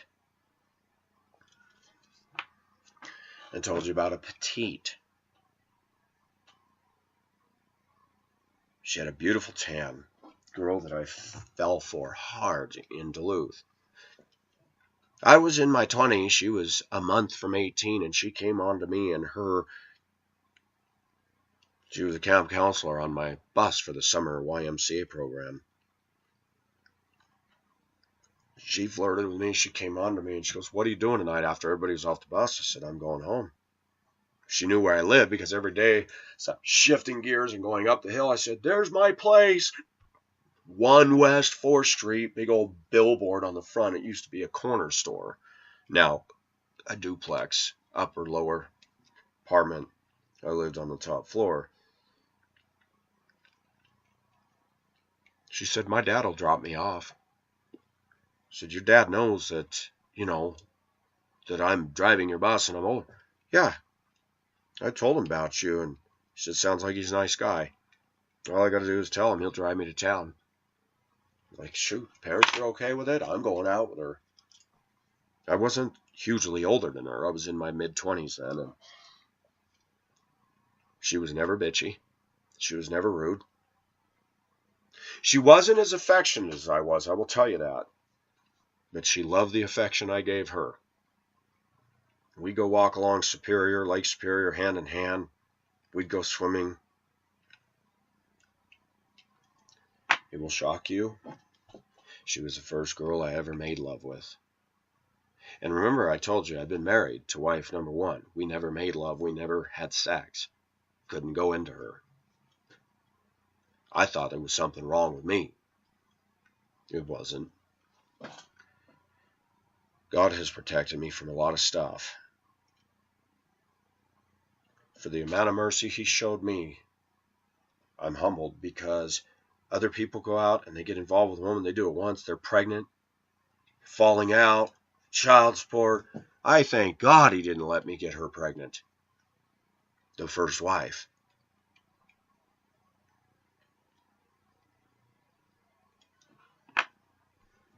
But I was dumb. I listened to a Christian friend of mine. I'm making love with her, and I get a knock at the door. My curtain's shut in the bedroom, and I said, I'm not answering that door. I know who it is.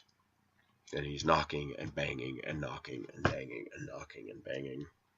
This was a guy who came out of the homosexual lifestyle, still struggling with it, who's married to his overweight, obese wife, who was not pretty, who was very awful to him.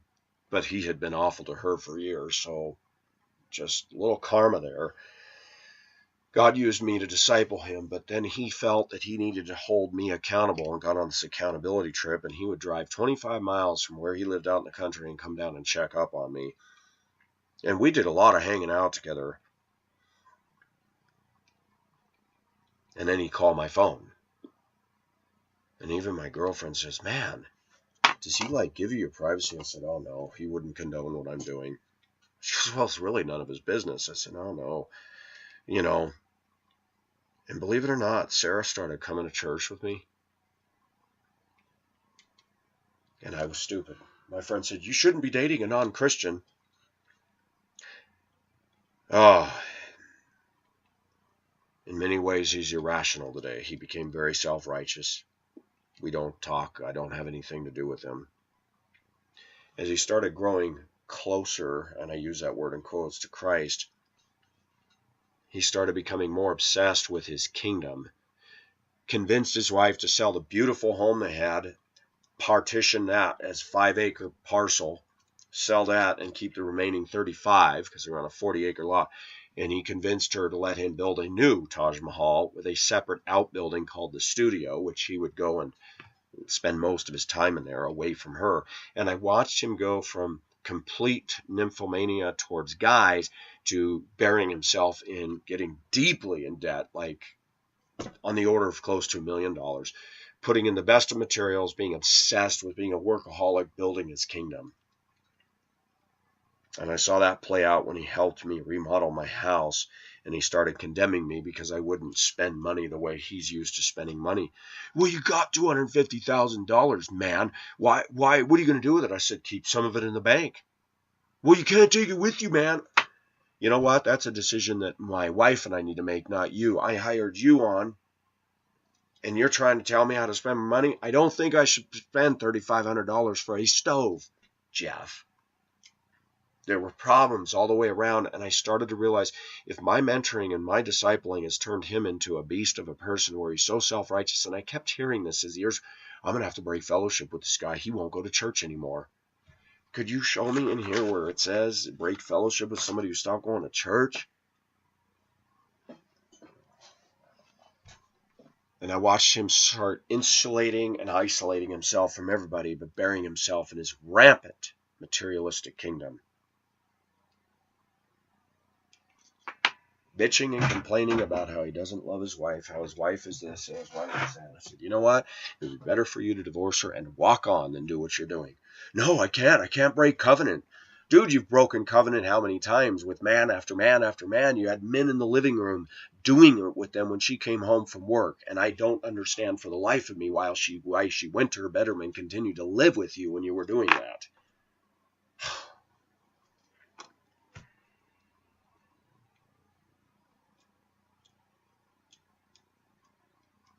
You may ask, did you ever do anything with him, Pacific? Nope.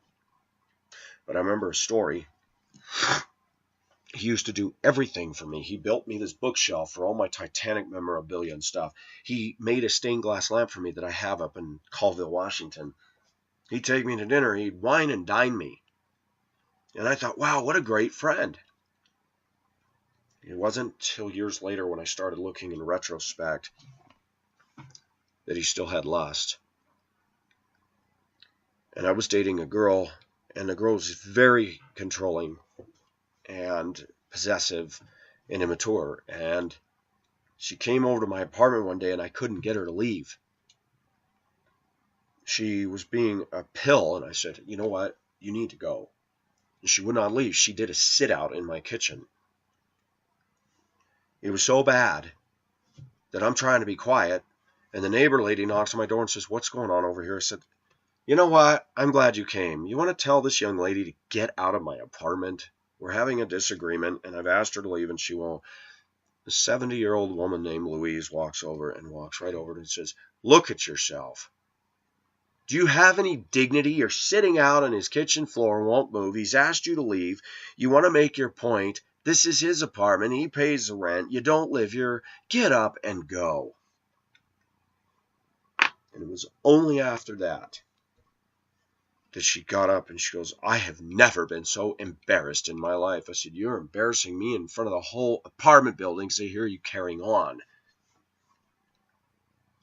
But before that happened, she called my friend from my phone. He's asking me to leave, and she did not live there. She came over to visit for part of the day, and I don't even remember what the disagreement was about. It was just, I can't even remember. It was just stupid.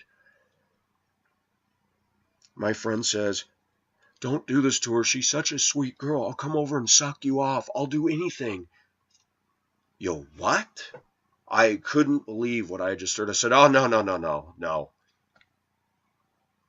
I said, Jeff, you and I've talked about there's problems here. You even agreed. I'm not doing anything to her. I tried to physically pick her up under her armpits and carry her out the door, and she pulled down so that I couldn't lift her. Yeah, Pacific has dated some real doozies, let me tell you. My friendship with Jeff ended after 14 years because I became too dependent on him, almost like the way two women get on the phone. And instead of going to God, I went to him more, and he went to me more than going to God about all of his personal struggles. And after 14 years of that, you just finally said, man, I can't listen to this anymore. I can't do this. If your wife is that bad and she's such a terror to you, divorce her. And I'm going to say something to Christians. Christians are so worried about offending God, but yet daily they offend and offend and offend and offend. And they're worried about the one big act of breaking covenant with an unbelieving wife who's you can't say anything good about her, and you're forcing yourself to excruciatingly put up with her. Yes, the Bible has parameters for divorce. But if you think 30 years of bitching and complaining about her is better than divorcing her, I got news for you, partner. God is not going to be pleased with that either. You might say, well, Pacific, are you condoning divorce? If you can't stop bitching about it, and you can't make love to her, and you won't make love to her, I'd say it's time to go. Because you're still making your little trips to the park and hooking up with men. And he finally quit doing all that, and then he became the moral police. Finally, one day I said, you know what? You need to stop holding me accountable and policing every aspect of my life. Well, I know what you're doing, and so what? Let God deal with that. And I let Sarah go because I was so convinced he was so right. And the Bible is true. Do not be unequally yoked. But she was coming to church with me, and she was reading the Bible.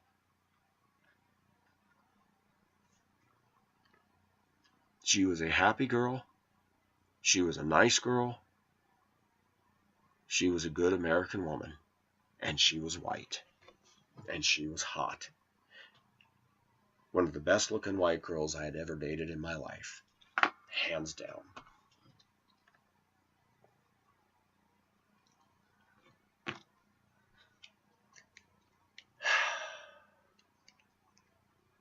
I've done some dumb things myself. I've dated girls that weren't that pretty.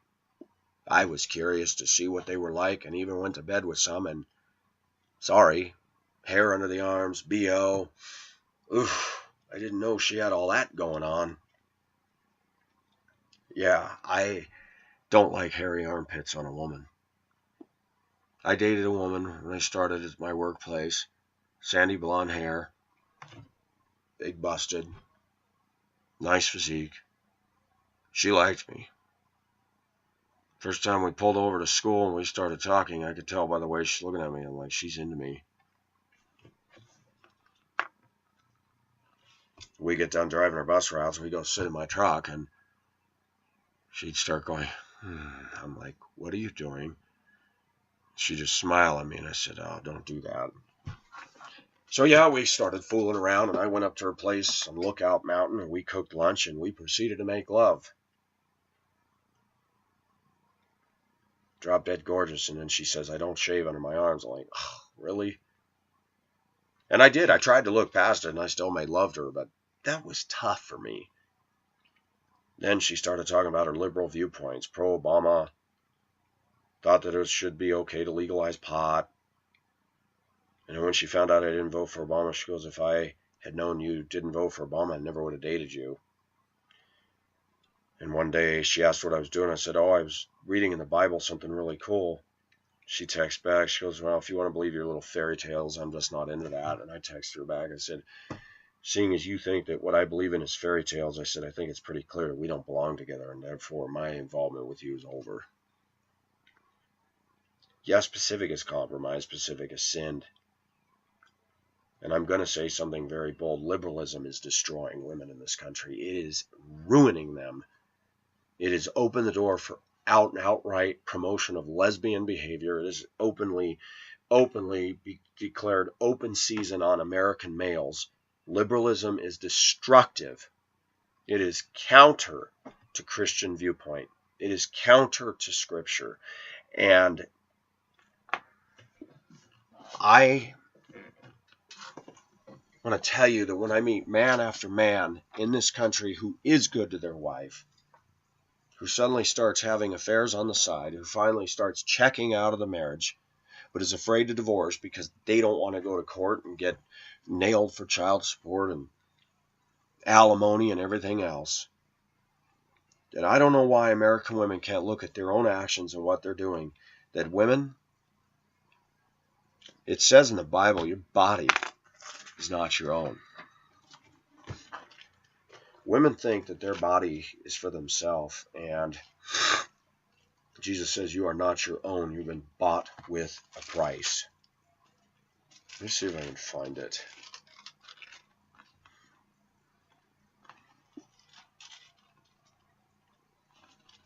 Now concerning verse 7, or chapter 7 of 1 Corinthians 7, verse 1, now concerning things about which you wrote, it is good for a man not to touch a woman, but because of immoralities, let each man have his own wife, and let each woman have her own husband.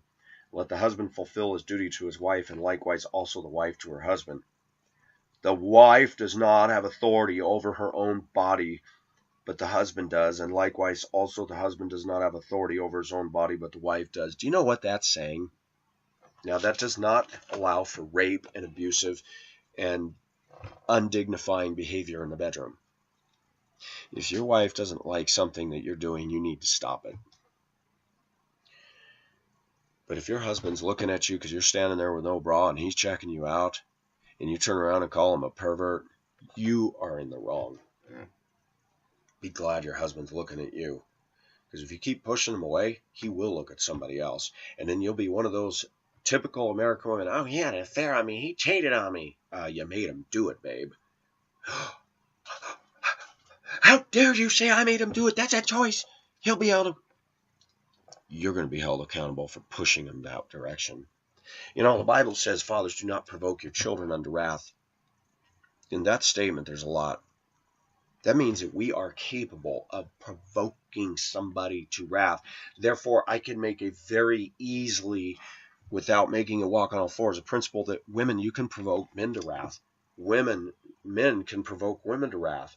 Women can provoke men to finally get so discouraged that they go off and try vicarious or go have sex with another woman, because if you're being a bitch and you're being a nag and you're denying your husband when he's feeling those urges and you're denying him,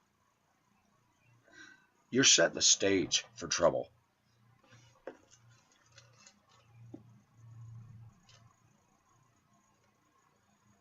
Stop depriving each other. Verse 5, stop depriving one another except by agreement for a time, that you may devote yourselves to prayer and come together again, lest Satan tempt you because of your lack of self-control. You know why it says that? If you don't come together, that man's going to find somebody to come together with, whether it's another man, whether it's another woman, whether it's pornography, whether it's his own hand. And women are doing it too. Don't kid yourself.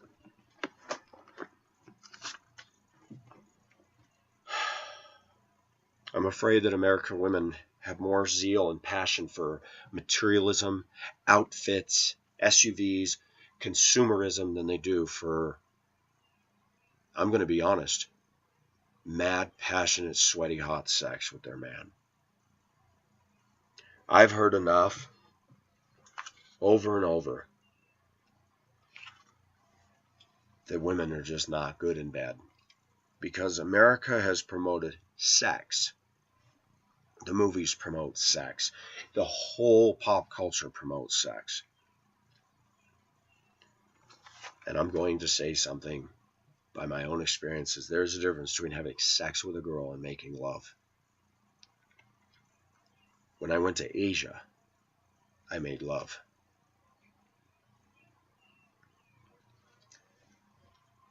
When I was with Sarah, I made love.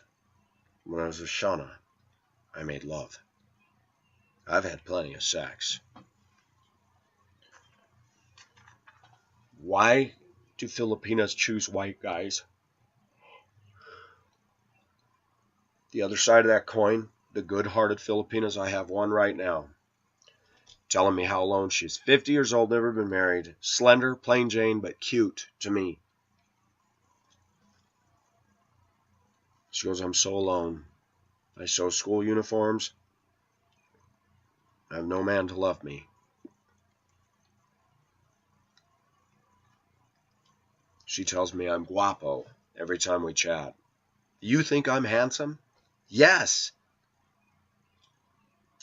How come American women don't tell me that? I look in the mirror with my shirt off, I'm getting ready, and I'm like, I don't think I'm a dog. And I still sometimes maintain a belief that if I'm going to meet a woman, I'm going to meet her through this channel. Unfortunately, a couple of them that told me I'm decent looking and they like my views are hooked up with a boyfriend. One that I saw that actually has long black hair, and I'm like, oh my gosh, she's cute. And she's a white woman. Pacific is at a point in his life where it's not about Asian. It's about a woman that has heart, a woman who's sexy to me, and she thinks I'm sexy to her. But we're living in a time where people just make choices that don't. I just can't understand them. Choices to be involved with bad men. Choices to be involved with women, or men that just aren't going to love them the way I would. No, with me, you're not going to get 5-star hotels and 5-star restaurant and cruise trips every year. You're not. I got to work. Life is hard.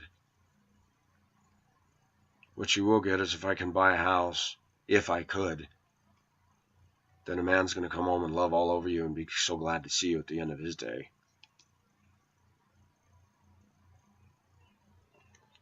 And it has become very, very, very predictable. It has become, it's a generalization I can safely make based on experiences and talking to many people and watching this play out.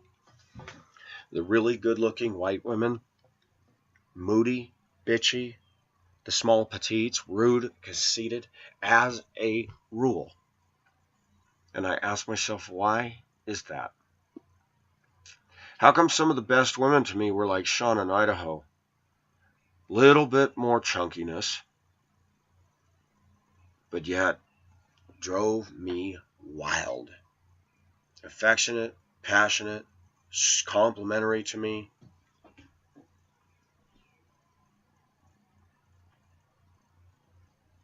I don't understand why men get involved with prostitutes. I tried that years ago. You want to talk about sex, that's all that is. There's no passion there. Those women don't give a damn about you. The Bible says the prostitute reduces you to a loaf of bread. Tell yourself that when you go down the street and see one of those hookers go. And just turn around and go, no thanks. People ask me, would you do a prostitute? No. I'm done. Got it out of my system. No desire. They don't love you. They love your money. My experience with the prostitutes, they charge $100 and they want to be done in 20 minutes. That's pretty damn good money.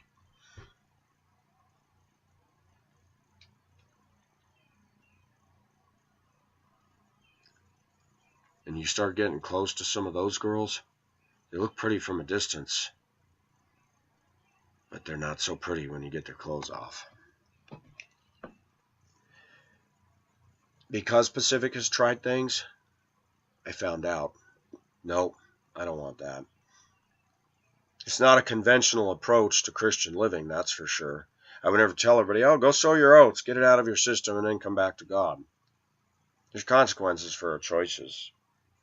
There's a hardness that takes place, callousing of the heart, a jadedness. There's a whole host of things that we don't even see or think about that can come as a spin-off.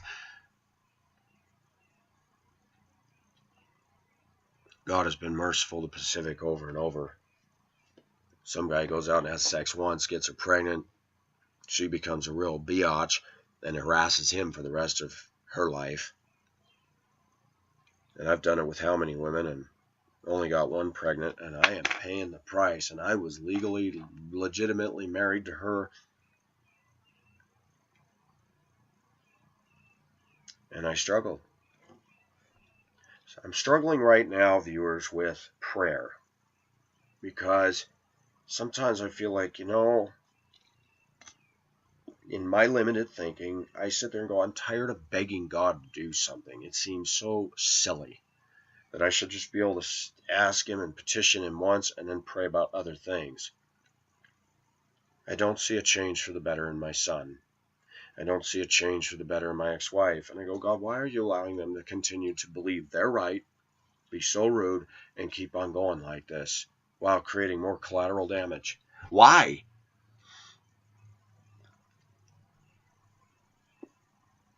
But why does God allow Pacific to go to Hong Kong and make love to 1 woman, 2 women, 3 women, 4 women, 10 women? Why? Why does God allow a Joel Osteen to rake in huge profits and have a 32,000 square foot home? Or Joyce Myers or Benny Hinn? Why?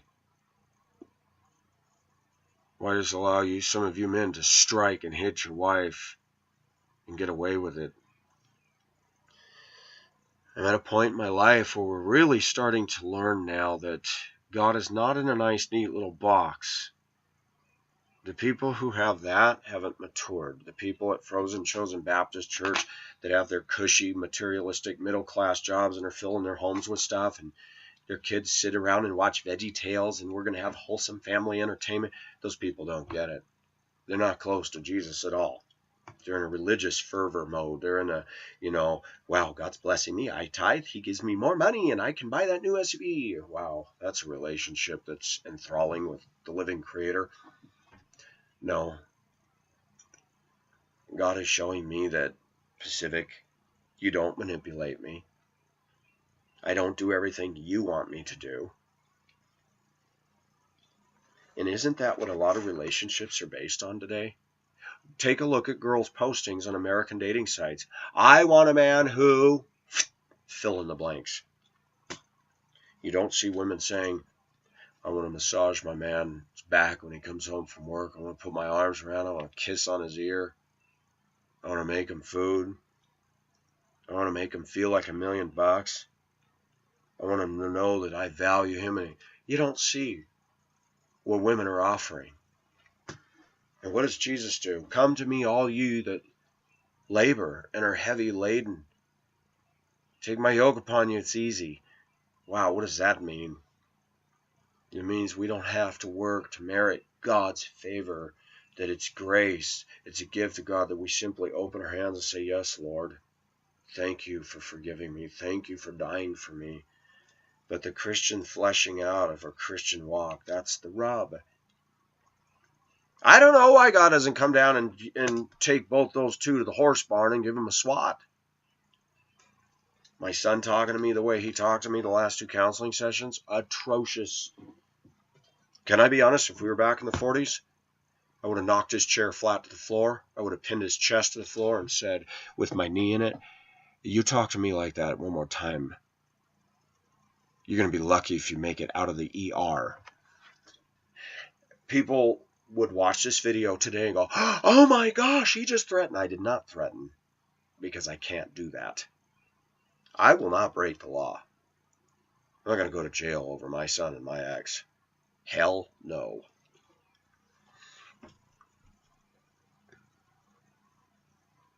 It bothers me.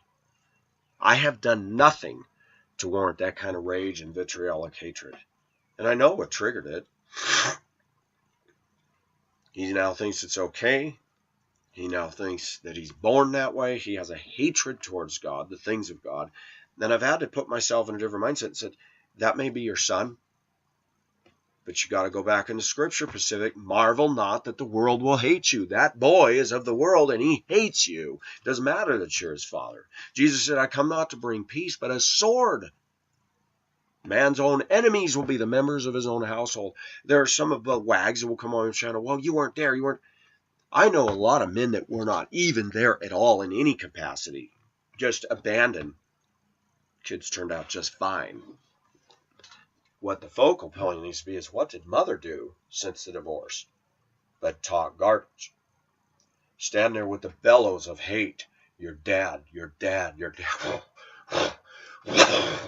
And it's combustionated, blown up, and it's flammable. God will get her. I don't know how he's going to do it or when he's going to do it. But like Venus Star told me, do you think that God doesn't see the inconsistencies of what that woman has done and your son? Do you think he's just going to stand? I said, well, it sure appears like he's not moving his hand.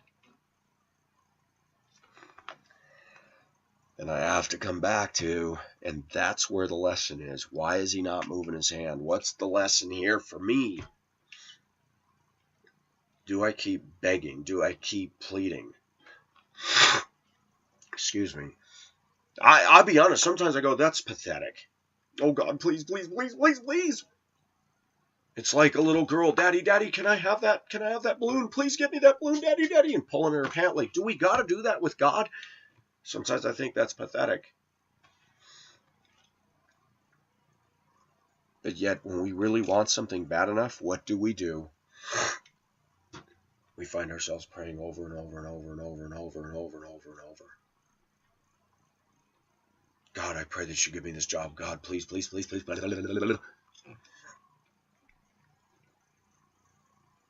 So is prayer about manipulating God? People say prayer does good. What does that mean?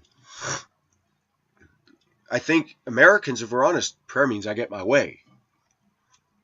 When things are in our nice, neat little materialistic box, oh, I got my SUV, I made my payment, and got my dog and my family, we go to church on Sunday and we're moral. That's not a relationship with God, folks. You're comfortable.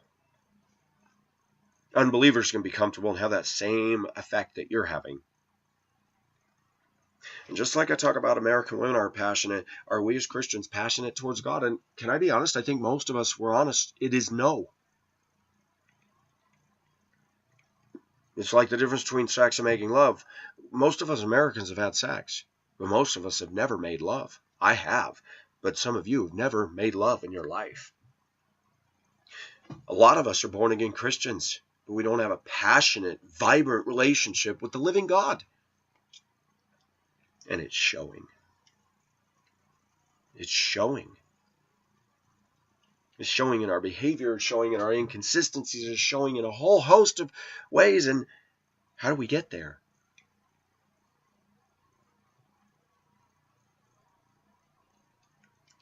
One of the things that enters into our society as a whole that's very damaging and destructive to us is this hedonism. That's one. Materialism. That's two.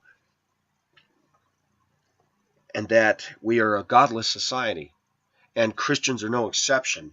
They're godless as well. And they don't like to say that. Well, you're in Jesus. Of course you're in Jesus. But your behavior is still godless. You still live your life godless. That somehow we haven't got enough passion in ourselves to really be changed. Let's talk about Song of Solomon.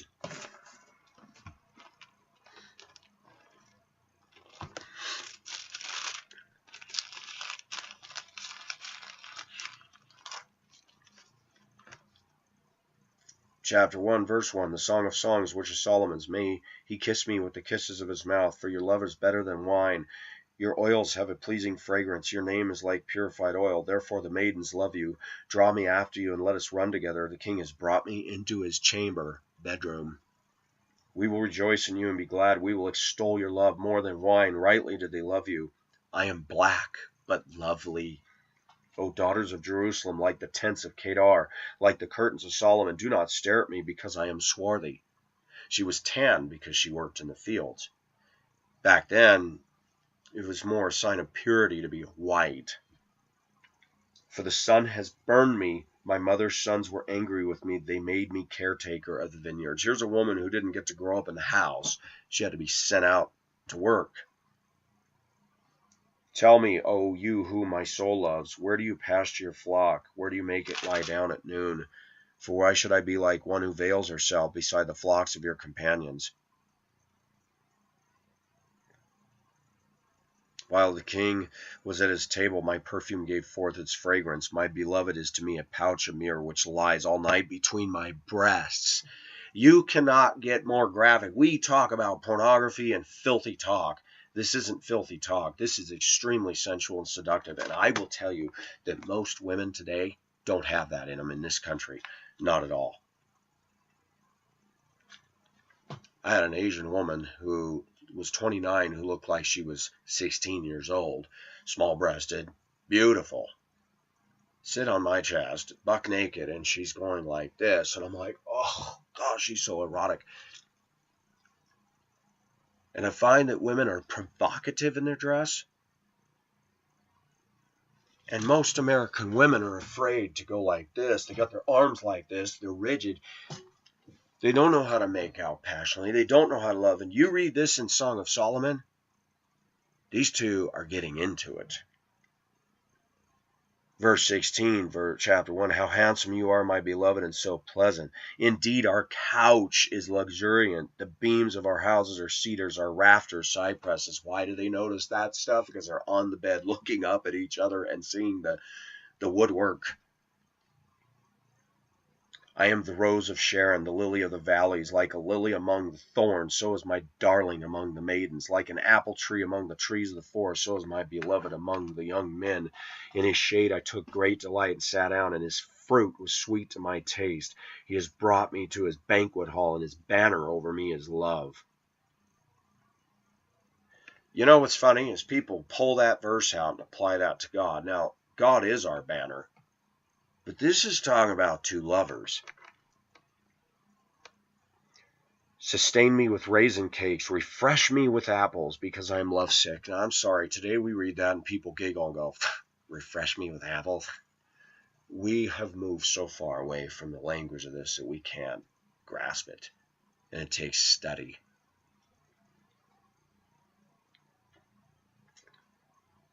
Let his left hand be under my head and his right hand embrace me. I'm sorry, but when a man is making love with a woman, he cradles her head and is really, there's a difference. People that are just into sex, there is no intimacy in sex. I know, I've been down that road. It's an orgasm. And when the orgasm's over, your love for that woman is gone.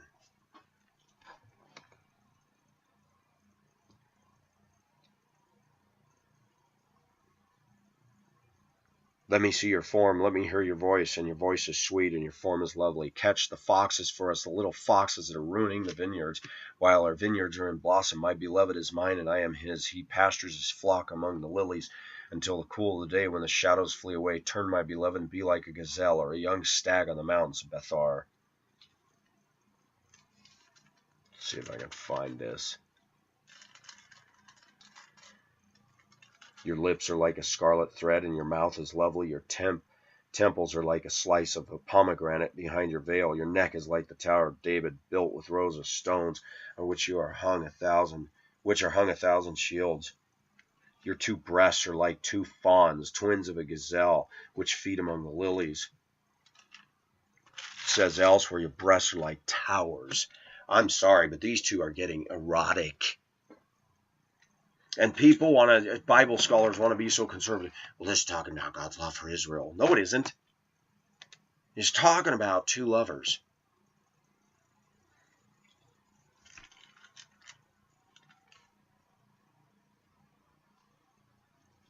And it's sad. I read something here that this has been a problem for many centuries.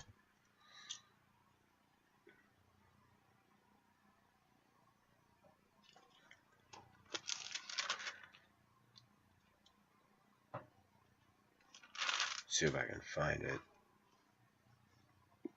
We have a little sister, verse 8 of chapter 8. We have a little sister, and she has no breasts. What shall we do for our sister on the day when she is spoken for? If she is a wall, we will build on her a battlement of silver. If she is a door, we shall barricade her with planks of cedar.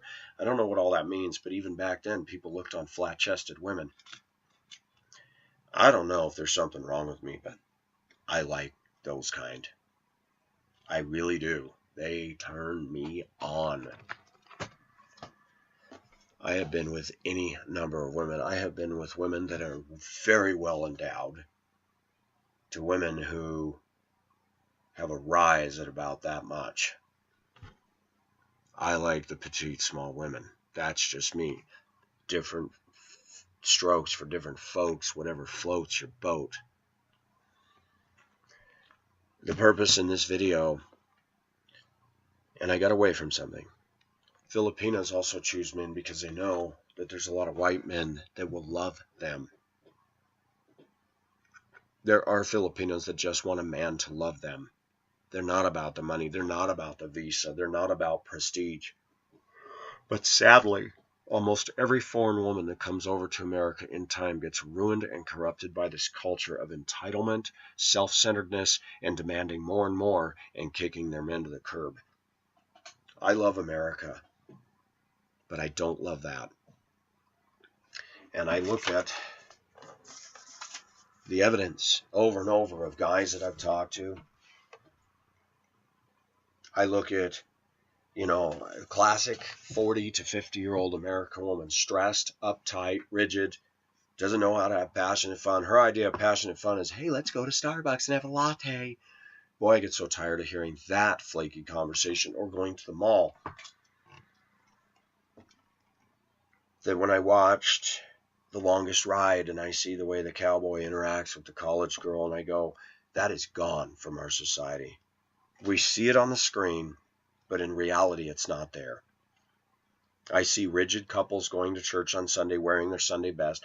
I see the couple in their SUV going to the mall, and the man walking around, boring and dweeby looking, with his boring dweeby wife, with her boring dowdy clothes, with all her bags of crap dangling from her arm. And I go, do you guys ever go to the beach and chase each other and splash water at each other and roll around and tickle each other and flirt?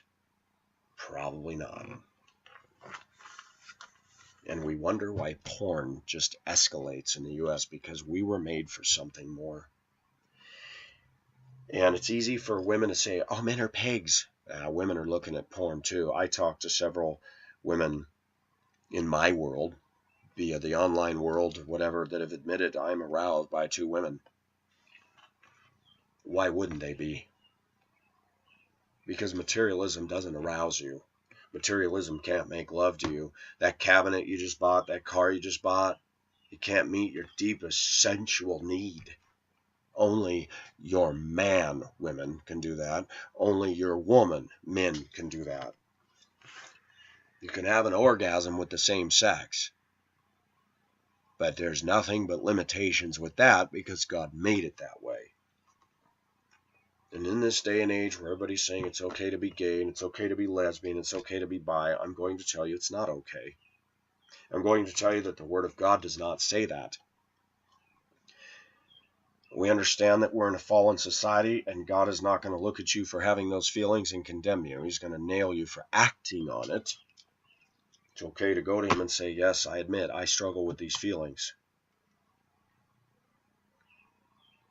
But to go the extra mile and start saying it's okay for two people to be married of the same sex, it's okay to live with your boyfriend, men, and girls living with their girlfriend, that is not pleasing to God. And there are Christians who are embracing this lifestyle and going to church on Sunday with their same-sex lover thinking that God smiles on that. He does not.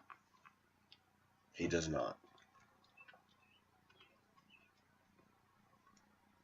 There are a host of factors as to why people do what they do.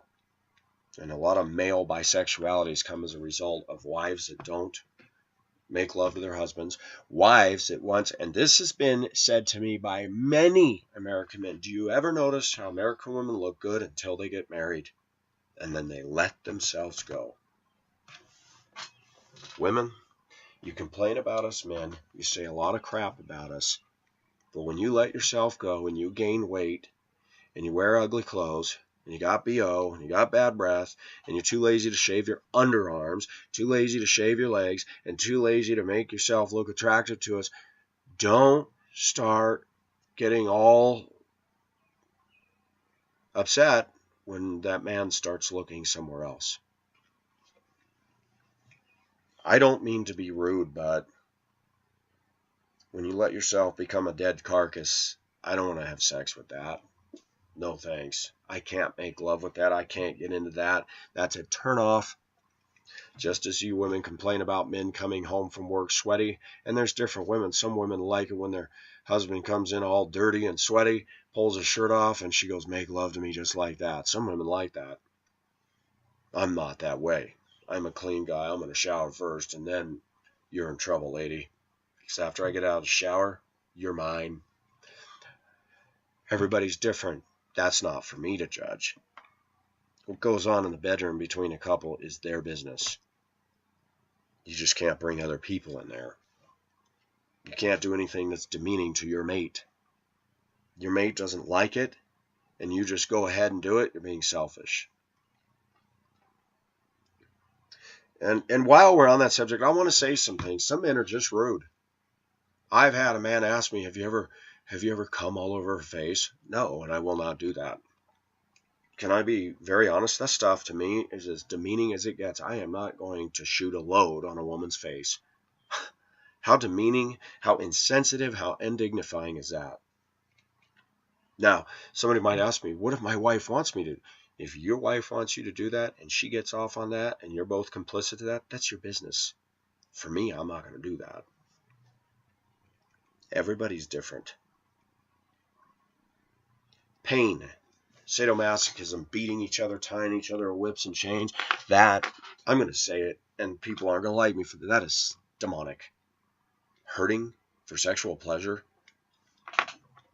Now, I'm not talking about fuzzy handcuffs and the girl walking in dressed like a schoolgirl in a school uniform and being all sensual, that kind of role playing. That's your business. Some of that stuff's a little weird to me, but that's your business. That harms nobody. That's consensual between you two. I'm not the one that's going to police your bedroom. It's not my job.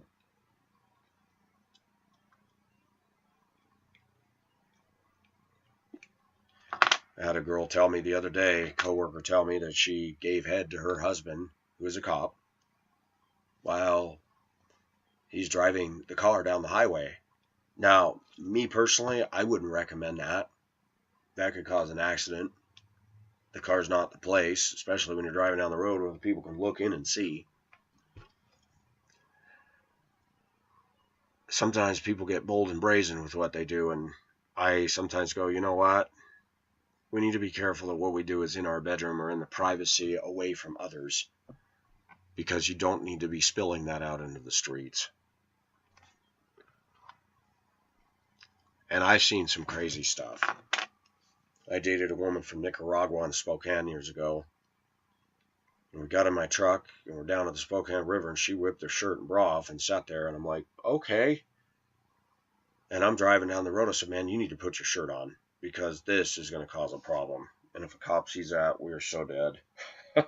She was well endowed too. I admit it was fun. That was fun, but me, I'm a driver. That's distracting. I've done some crazy things. I don't believe that my views are off the wall. I don't believe they're off the charts. I believe that what I see is accurate. And I think American women do need to look at themselves, and they need to take a long look at themselves and say, you know, you are contributing to this big mess of dysfunction. That guys like me, there's not a lot of us either.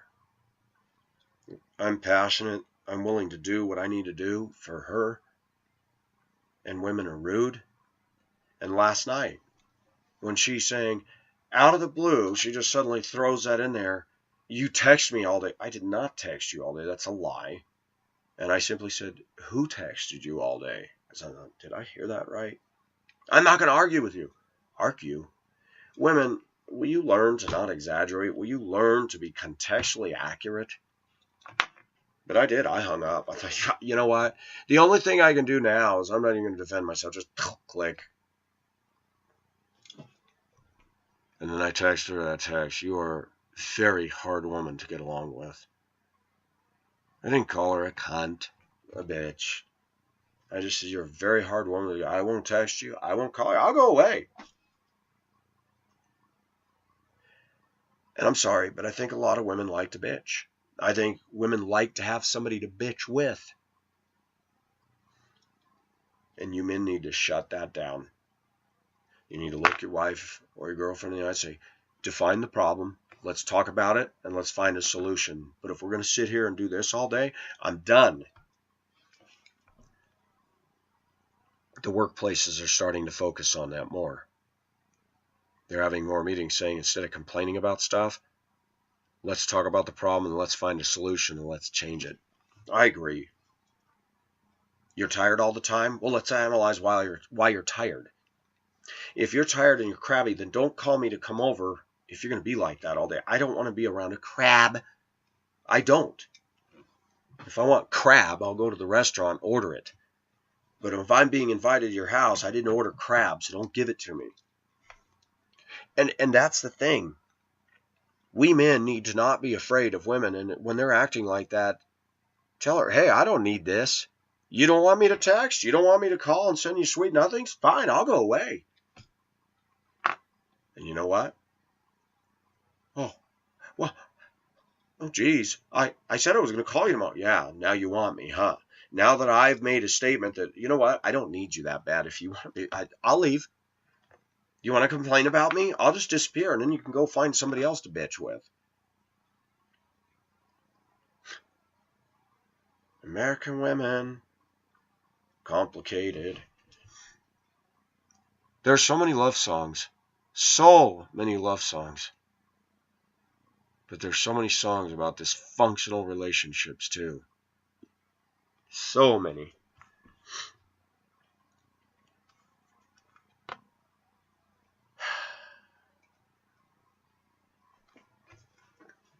I think I've exhausted this subject today.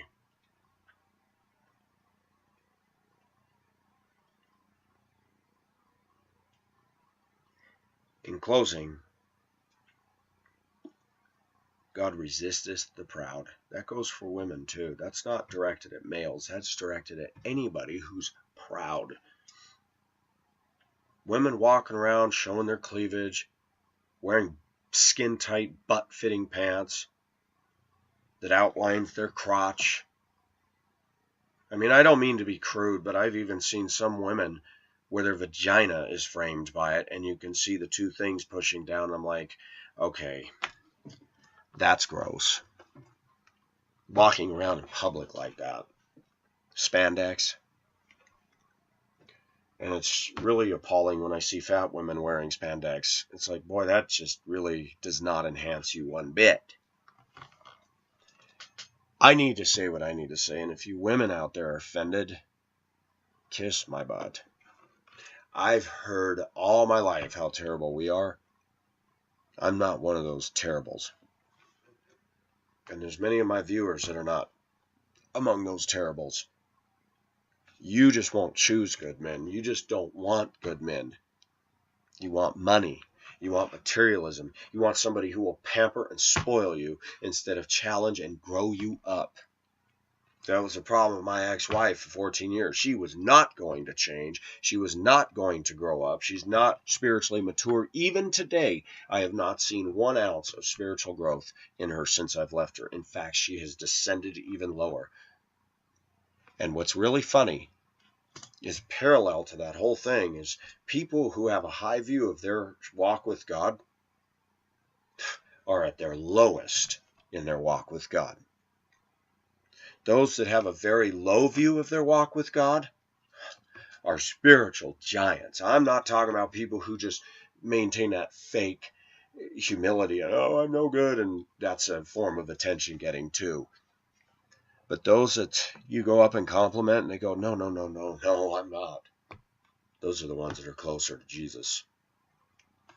There's a direct relation to today's American women thinking they're so spiritual, and I would challenge to put up here that from what I've read of the Bible and what I've read of the greats like D.L. Moody, Whitefield, Ironsides, Charles Haddon Spurgeon, and I could go on a huge list, Hudson Taylor.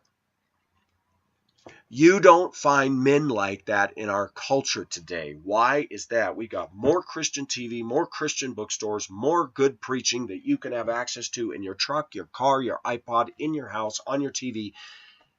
You can get church 7 days a week, pumped into your living room, pumped into your head. And guess what? We are less committed to holiness, less committed to community, less committed to a passionate zeal for God. We talk about him. We know a lot of knowledge about him. But a fire for God. And along with that, in tandem with that, is watching American Christian women today. We don't have a Mrs. Wesley who raised John, who started the Methodist Church, not the United Methodist Church, but the Methodist Church that was reaching souls and shutting down bars. The effects of a godly woman are not known today because they're not there, at least right here in America. We got a lot of women that talk that they're godly. We got a lot of women that put cutesy little Sandy Patty and cutesy flowery Jesus sayings all over their Facebook. They're overweight, they're materialistic, they're narcissist, and they're sitting there going, well, you're not very godly. That's not the mind of Christ. And they're sitting there pointing their little spiritual dart guns at everybody. And they got all their cutesy little Christian sayings, and they're not with a man because no man wants to be with them. And then they turn around and use that as, well, there's no godly men out there. There's a lot of godly men out there, but you're not worthy of them. Ha! Stick that in your pipe and smoke it, girls. The tide is turned. You're not as godly as you think you are.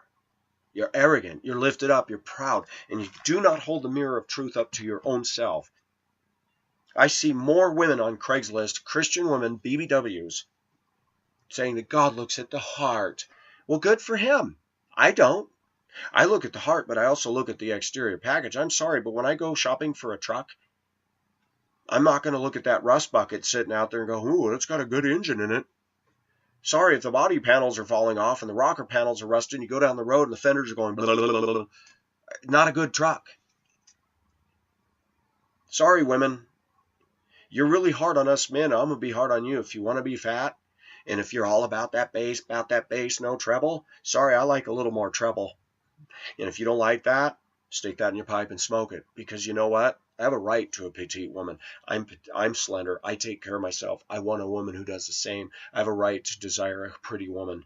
I'm not looking for a Barbie girl. I'm not into Barbie girls. But I have a right. Just as much as you think you have a right to go chase a man with money. Oh my gosh, look in the mirror at yourself and ask yourself, who's going to pay for that? I'm tired of it. I understand that there are certain things we cannot help, that we're all born a certain way. And no, I'm not talking gay. I'm talking about born with certain DNA, certain attributes. Some women are big boned. Some are going to have a little bit more pudge. I understand that.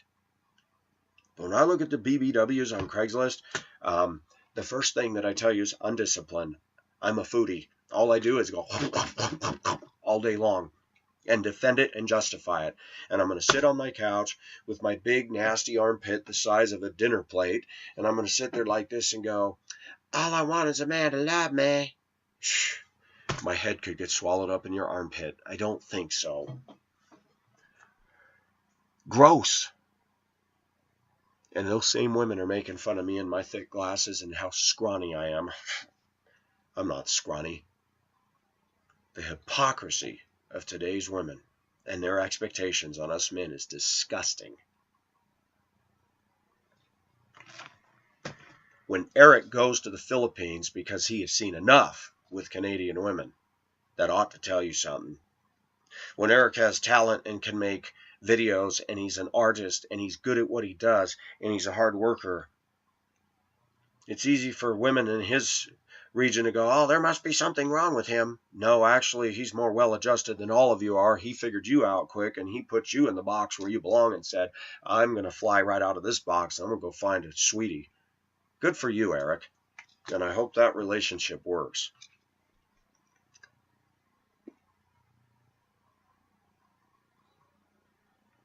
I'm trying with this girl, but I'm only going to try so much because you know what?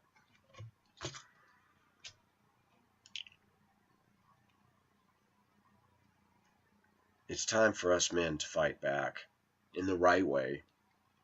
Not talking violence, not talking abuse, but stand up to the woman. And if she leaves you, say la vista. I mean, let's get real here. You don't need that. One headache just walked out of your life. I'm afraid that so many of us are afraid of offending somebody. We don't want to be alone. Hey, offend them a little bit. If they really love you, they'll stay. I'm getting tired of these lightweight women putting all their requirements on us but not doing one thing about changing the inner character of their heart as well as painting the barn. House has to be maintained. A human body has to be maintained. Your car has to be maintained. You go ahead and keep driving your car without doing oil changes. You go ahead and let that salt stay on there in the winter and see how quick it starts rusting and eating the metal. Women, if you let yourselves go, don't be surprised if your man looks at you who's been with you for 20 years suddenly says, I can't get an erection over you anymore, hon. Sorry. Can't do it. Oh, but if he had the love of Christ, excuse me, I don't see Jesus married to any fat woman. Well, he doesn't need a wife. No, he doesn't. But I'm going to tell you something. I do not believe that Jesus Christ expects us men to put up with a whale of a woman and get turned on by that. I don't believe that, because I believe that when God made Adam and Eve that they were both perfect, and I don't believe either one of them were chunky. I just don't believe it. I believe because of the collective results of sin, DNA, mutations, sickness, illness, all kinds of things, junk food culture, bad lifestyle habits has changed our bodies. There are some people who cannot help their looks. Some people were born with deformities. I feel for them. We don't make fun of them. We don't look down on them. We ask God to help us love them. But there are people that are fine-looking people that let themselves go because they're lazy. And yet we got the other extreme of that. We got the women walking around in the T-bra, running through town with her little pulse meter here and her little iPod here, and she's tuned out, tuned in, plugged in, and she's making her body look good for what? So she can make mad, passionate love to her husband? Hell no. So that she can strut around with the other women. Oh, wow, your form looks really good. Oh, thank you. You want to lick me right here? That's what they're doing. They're so in love with themselves that they're turning in on themselves, and they're starting to go after women. And many of these are married. Talk to these yuppie men that are married to them. I can tell you they don't make love. We got the baby in the designer stroller. The man walks. He's a pussified male. But when he gets behind his SUV, thinks he's Mr. Macho with his hand draped over it, and you look at him and go, you don't even have muscle tone. You work in an office all day. And your wife's a stuck-up, dowdy. I know you didn't make love. You guys had sex, you got a baby, now you got the designer stroller, and you all do what everybody else does, and you're going to raise a kid who's going to be just like that. Blasé, boring. And we keep passing this baton over and over. And Pacific's starting to say, maybe we need to start a super race. My friend Matt called me the other day from a semi-truck parked somewhere in Oregon and said, I just heard about a couple that paid $15,000 for an island in Cambodia. $15,000 for an island? Really? There are times I'd like to start a community of people. No, not an Aryan race, but get people together. Because I watch our culture following in synchronization, homogenized step, and it's awful to see it. The car commercials bother me. Irritating music. Obnoxious guy. You can't wait. Come down to Deal and Doug's. Get these SUVs. They're going fast. Wow, passion. Wow, this is really exciting. I'm going to get in debt for this piece of junk that's going to rust out in 10 years. And we don't have passion for people. We don't have passion in the bedroom. We don't have passion for God. And everybody's caught up in this materialism. And I'm going, what is going on? And you see it on the roads. My Land Rover's better than yours. Yeah, there's 15 million other people in the city that own those same dang colored things that you got. Wow, you're special.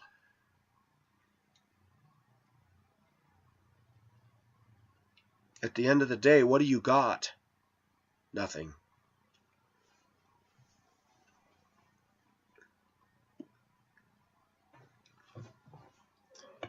She was looking for a nail. She went into the walk-in closet in the kitchen, the pantry. Picked up a tool caddy, had the thing. All I did was lean over her, didn't touch her. She goes, I'm trying to find a nail, and I just leaned to see if my eyes could spot it. This is American women, how messed up they are. She turns around. Will you stop leaning over me? You're 45 years old, and you got to act like a child? What is your problem? I'm helping you find a nail. I'm independent. What do you think, I'm stupid? I didn't say one word. So I tried something. I said, you know what? I don't think you know my heart. I want to help you. It isn't a help that says you're pathetic, you can't do it. She goes, I'm independent. I don't need help. Yeah, actually you do. You've been burned. And so you hide behind that independence. I don't need a man, but yet you want me here. You don't need a man, but you responded to my ad last year. Or at the beginning of this year. Actually, you responded to it last year, and then we went out New Year's Eve. Make up your mind what you want. If you want your independence, then don't date a guy. If you want a guy, then lose your independence and learn to healthily depend. American women are a mess. She still goes on about the ex. She still goes on about different guys she's dated. And I just look and I go, you know what? You've attracted bad guys. End of story. You dated idiots. But stop putting that trip on me. Until I do what they do, stop being a porcupine and having all your quills out. Ball's in her court, viewers. I know many of you men would say Pacific loser. I agree. But I got to at least try my experiment and see it to the finish line. Can I make a difference? Can my attitude with her, standing when I need to, and me being sweet on her, can it change her? Part of me says, if a woman is loved the way she's supposed to be loved, that yes. But the other part of me says she's an American. Hell no. No. No. Because women get to a point in the society, they like that victim mentality. They like that porcupine persona. I don't. I'm more like otters. Have you watched otters? They are so cute. They slide down the riverbank. They play. They roll around in the water. And they chase each other. I want a lover like that. So, two porcupines walking down the road. How are you? I'm not good. They're poking each other. Two skunks back up to each other, spray each other in the face. Oh, great. You stink. You stink too. Oh, good. Get away from me. You get away from me. I mean, gosh. I still like what that woman in Spokane said. I'm in the kitchen cooking and I hear her say, Pacific, you know, some people are just like skunks. All they do is spray. I almost dropped this frying pan. That's funny. That's great. I like that, Linda. That's classic. Are you a porcupine personality woman? There was a woman in Spokane. She was a little bit chunky, but she had black hair and she had a cuteness about her. We were at church trying to vote in a pastor, the one that I preached at. I ended up sitting next to her, and when we went to pray, we were told to grab each other's hand. I grabbed her hand, and I immediately felt something, and she did too. And I found myself sweating, going, gosh, why am I being aroused by holding this woman's hand? And we went out a few times, but she had such a porcupine personality that I finally, when I was in Hong Kong, she was going to come out and visit me because she had told me, you need to go and see if this thing with Beth is going to work out or not. And when I told her it failed, she goes, you know what, I'd like to come out and visit you. I said, you know what, that would be so awesome. I'd love to show you my city. My city because it became my heart. But she was so belligerent and so rude and so, I should get uptight about things. And I finally wrote her an email and I said, you know what, you are a porcupine. And I said, I'm getting tired of being poked. I'm a nice guy. She writes in all capitals, well, if you know what I've been through, I know what you've been through. But don't put that on me. American women, you got to realize that whatever crap you've been through, stop putting that on every male. You say that we generalize against you, you call us chauvinistic. Well, you can't blanket statement every American man that we're all a piece of junk. We're reacting to that, and it's pissing you off. Hold the mirror of truth to your own face, ladies. Start looking at yourself and make an honest assessment. What do you have to bring to the table? Drama? Porcupine quill? Skunk spray? Wow, that's good for relational longevity. Not. You know, if you think that because you're good looking that that's all you need to bring to the table, I got news for you. Looks get old real quick when your heart sucks. I like a truck that looks good and runs good, thank you. I want a woman that looks good and runs good, thank you. Not perfect. She needs a tune-up. I need a tune-up. We need to change the oil. Yeah. Good analogy, but it fits. You know, ships, you need to swab the decks, you need to polish the brass, you need to scrape and paint the hull and get the barnacles off. We're the same way. We get barnacles on us. We get comfortable, we get complacent, and we get lazy. We all need to scrape the hull. And scraping hurts. Woman, you need a man in your life to balance you out. I'm sorry. But that's the reality. I need a woman in my life to balance me out. A woman can sand off my rough edges. And a man can also sand off yours. But when you live alone and you do this stuff, you just become more dysfunctional. I'm not saying some women God and some men God is called to be alone.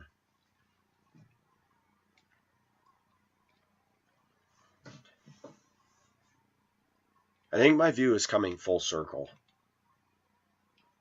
Being back for 3 years, I've settled more that I'm not in Hong Kong. Probably will not go again. Most likely will not go again. There's no purpose to go. I don't have a woman there to pursue. I have a friend there. The woman that I dated, Luna. And we still talk. We Skyped last night. I talked to her on the phone on my layover yesterday. But Hong Kong is a memory. It's a stern of my ship that's sailing this ocean. It was an experience. I can't keep looking at Asia and keep pining away for that. I'm here. There's a part of me that's settling more into, boy, it'd just be nice to be able to afford a home somewhere and have a wife in it and both just enjoy each other and live simply and pursue God and try to, have a passion for each other and God. But Pacific, would you want to live in Asia? I wanted to live in Asia more as a backlash to what's been going on. I hate what's going on in this culture, and yes, I want to flee from it. I want to get away from this. But truth, when I was in the Philippines, it's so bloody hot there. It's so sweaty, and I don't want to be dripping water all the time off of me. I don't want to feel my stomach churning all day long because it's so hot there, it liquefies. We Americans are not made for that kind of heat. You got to be in air conditioning in your house. You got to cool your core temperature down because we white people, we're made more for the cold. And if you notice, the darker skinned people are made for the heat. The whiter skin are made for the cold. I don't know why that is, but there's something about that. I've watched that over the years. Look at geographically. Look at Norwegian, Swedish, and all them. They're made for that stuff. You put them down in Africa, you put them down in South America, and they're dying. You take a husky dog, a sled dog, and you go through South America on the way to Antarctica. Will Steger took his dogs, and one of them died because the heat was too much for it. Different DNA, man.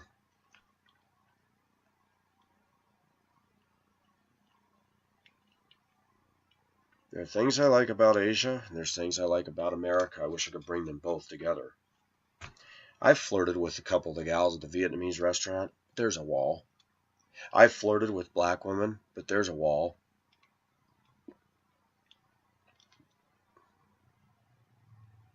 So anyways, just sharing personal experiences. Hope this video does something for you men and women. Hope you get something positive out of it. Hope you get something cleansing out of it. I hope you get something that's a bit of a knife that pierces your own soul and conscience to say, hey, you know what? Women, if you're being a jerk to your man, stop it. Men, if you're being a jerk to your woman, stop it. But men, stop being afraid of your women. Turn around and say, you know, you're being a bitch today. Could you please stop it? Sometimes they need to hear that too. You know? I'm not conventional. And anyways, today is another day. It's a gift from God. It's a package. It's unfolding minute by minute to see what's inside of it and what the contents of the day will be. I look forward to being with my friend, the Filipina, because she is a positive as a friend. I'm glad I can let my hair down with her. Nothing inappropriate. She's dating somebody. She doesn't have a ride. That whole thing's a mess. There's a man who's using somebody. He won't sit by her in the break room. He won't hold her hand in public. He won't come to this thing. He lives with his wife, who he's not divorced from, and it makes me sick. But she's got to go through that herself. She knows all that. Too many women choose the wrong guy every time. And then when things go to pot, they blame it on the dudes. She's my little sister. She gets excited when she sees me, and we have that friendship. There's always going to be a part of me that will always be cutesy and fun with the Filipinas because I like the way they are. And I'm glad I have her as a friend. That's my one little touch of Asia in my life. I told a joke this week. I may have told it before, but there's a guy who's #1 in seniority down in our workplace, older Mexican man and Hispanic, and I like him. I respect him. He wears the old style, cool felt hats. And I came up and told him this joke, and he laughed about it for 4 days, and every time he see me at the time clock, he'd go, that was funny, that was funny. Chinese proverb, he who stand on toilet, high on pot. So I close with that. I love women. For the women that get on here that are feminist, feminazi, pro-Hillary Clinton supporters, pro-Dianne Feinstein, and all those other nut jobs in Washington, you're not going to get anything out of this video. You don't have the mental capacity to hold the mirror of truth to your face. So don't leave your crappy comments. I delete them. I don't listen to you because you have no forum with me. I've heard your garbage long enough. I've seen what it's done to America. I've seen what it's done to women. And it's unproductive. It is fruitless. I'm a man who believes in defining the problem, solving the problem, and there's women that are my friends, both in this form and in my physical world, that agree with my viewpoints, and I respect them. So if you want to talk trash and say I'm chauvinistic, talk to the hand, because you don't know what you're talking about. Pacific is not chauvinistic. I give more women credit than I probably should. That if a woman has a better idea than me, I'll say, well, let's go with that then. I'm not so proud. I've asked a woman for directions. Yes. I'll say, excuse me, can you tell me how to get to here? And I find that most women, because I'm a man and I'll humble myself, they're like, wow, man's asking me? You bet I'll tell you. And they'll give me clear directions, and I'm like, dang, that worked. I went up to a woman yesterday. I had to cover 2 routes in an area of town that I'm not totally familiar with, mildly so. And they're not straight streets, north, south, east, and west. It's curves and cul-de-sacs, courts, lanes, places, all that.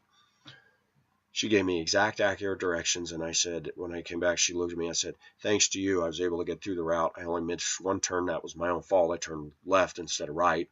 And I said, but you gave me perfect directions, and the route was seamless. She goes, good. There's value in women. I believe women have value. I believe women have intellect. I believe women have something to offer us men that we cannot get out of ourselves. So for anybody that thinks that I think that women are less than, I don't. I admit to you that I'm not complete by myself. Never will be. I need another woman to complete the circle of Pacific. And she needs Pacific to complete the circle of her. And we all ultimately need God to make that perfect. You throw all those out and you try to be independent, it's just a mess from there on out. Okay, Eric, it isn't 4 hours, but it's almost 3. A lot of Filipinos are choosing men in America because a lot of Filipinos are players.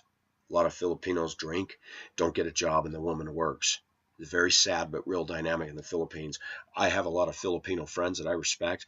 There's a lot of Filipino males, not my friends, that don't work, that sit on their butt and don't do anything but acquire mistresses. A lot of women that I met in the Philippines said, I don't want one of my own kind, just like I don't want one of my own cultural kind over here. And that, by the way, I want to delineate. I've said a lot about white women. I don't want an American black woman, American Asian woman, or an American white woman as a general rule because of all this cultural bondage, baggage, and catharsis that's going on with them. Black women in this country are just as wrecked as white women, just as wrecked as Asian women in this country. Asian women, most of them that I see at the mall, we got the Hello Kitty Asian crowd running around buying their bags of crap, stuck up. They want a free ride. They want to sit on Easy Street, and they're rude.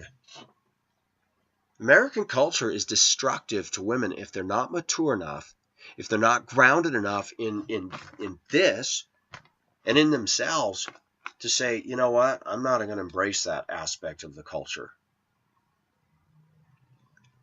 I've yet to find a woman born and raised over here that can step outside that culture and go, there's some things I like about this culture, but there's some things I don't. I've yet to find a woman who would embrace me, lock, stock, and barrel with all my flaws and warts and zits and everything else, and would love me and I love her, that is in this country. I believe there's some out there. There's a couple on my channel. Unfortunately, some of them are tied up with people.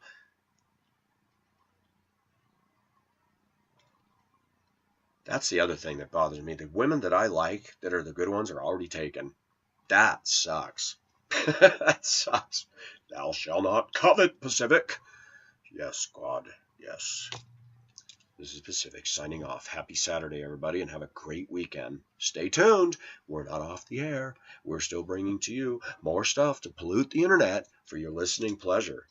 This is dedicated to all my friends far and wide, those that are stuck in the frozen, vast inland north of Canada who put me on their iPod and go about their artistic duties, and people in the Philippines that listen, and people all over. I'm just glad that you're getting something out of it. I'm glad you're here. I'm glad you're on my Facebook. For those that want to know my Facebook, it is Maikeru Sanyong. That's Maikeru. Separate word, S-A-N, not M as in Michael, S-A-N-Y-U-N-G. Maikeru Sanyong. Maikeru is Japanese for Michael. That is the name that Maharani gave me, and I love it. So if I see who you are and I see your pictures and see that you are somebody I feel safe, I will add you. If you are trolls, if you are connected to my, now, never mind, we won't say that. The enemies of state, you're not getting in. Won't let you. If you don't have pictures, and I mean lots of pictures of yourself, see ya. I'm not playing that game. I don't need trolls in my personal space. Just say no to trolls. Pull the underwear down over their head and send them on their way. This is Pacific signing off. Bye-bye.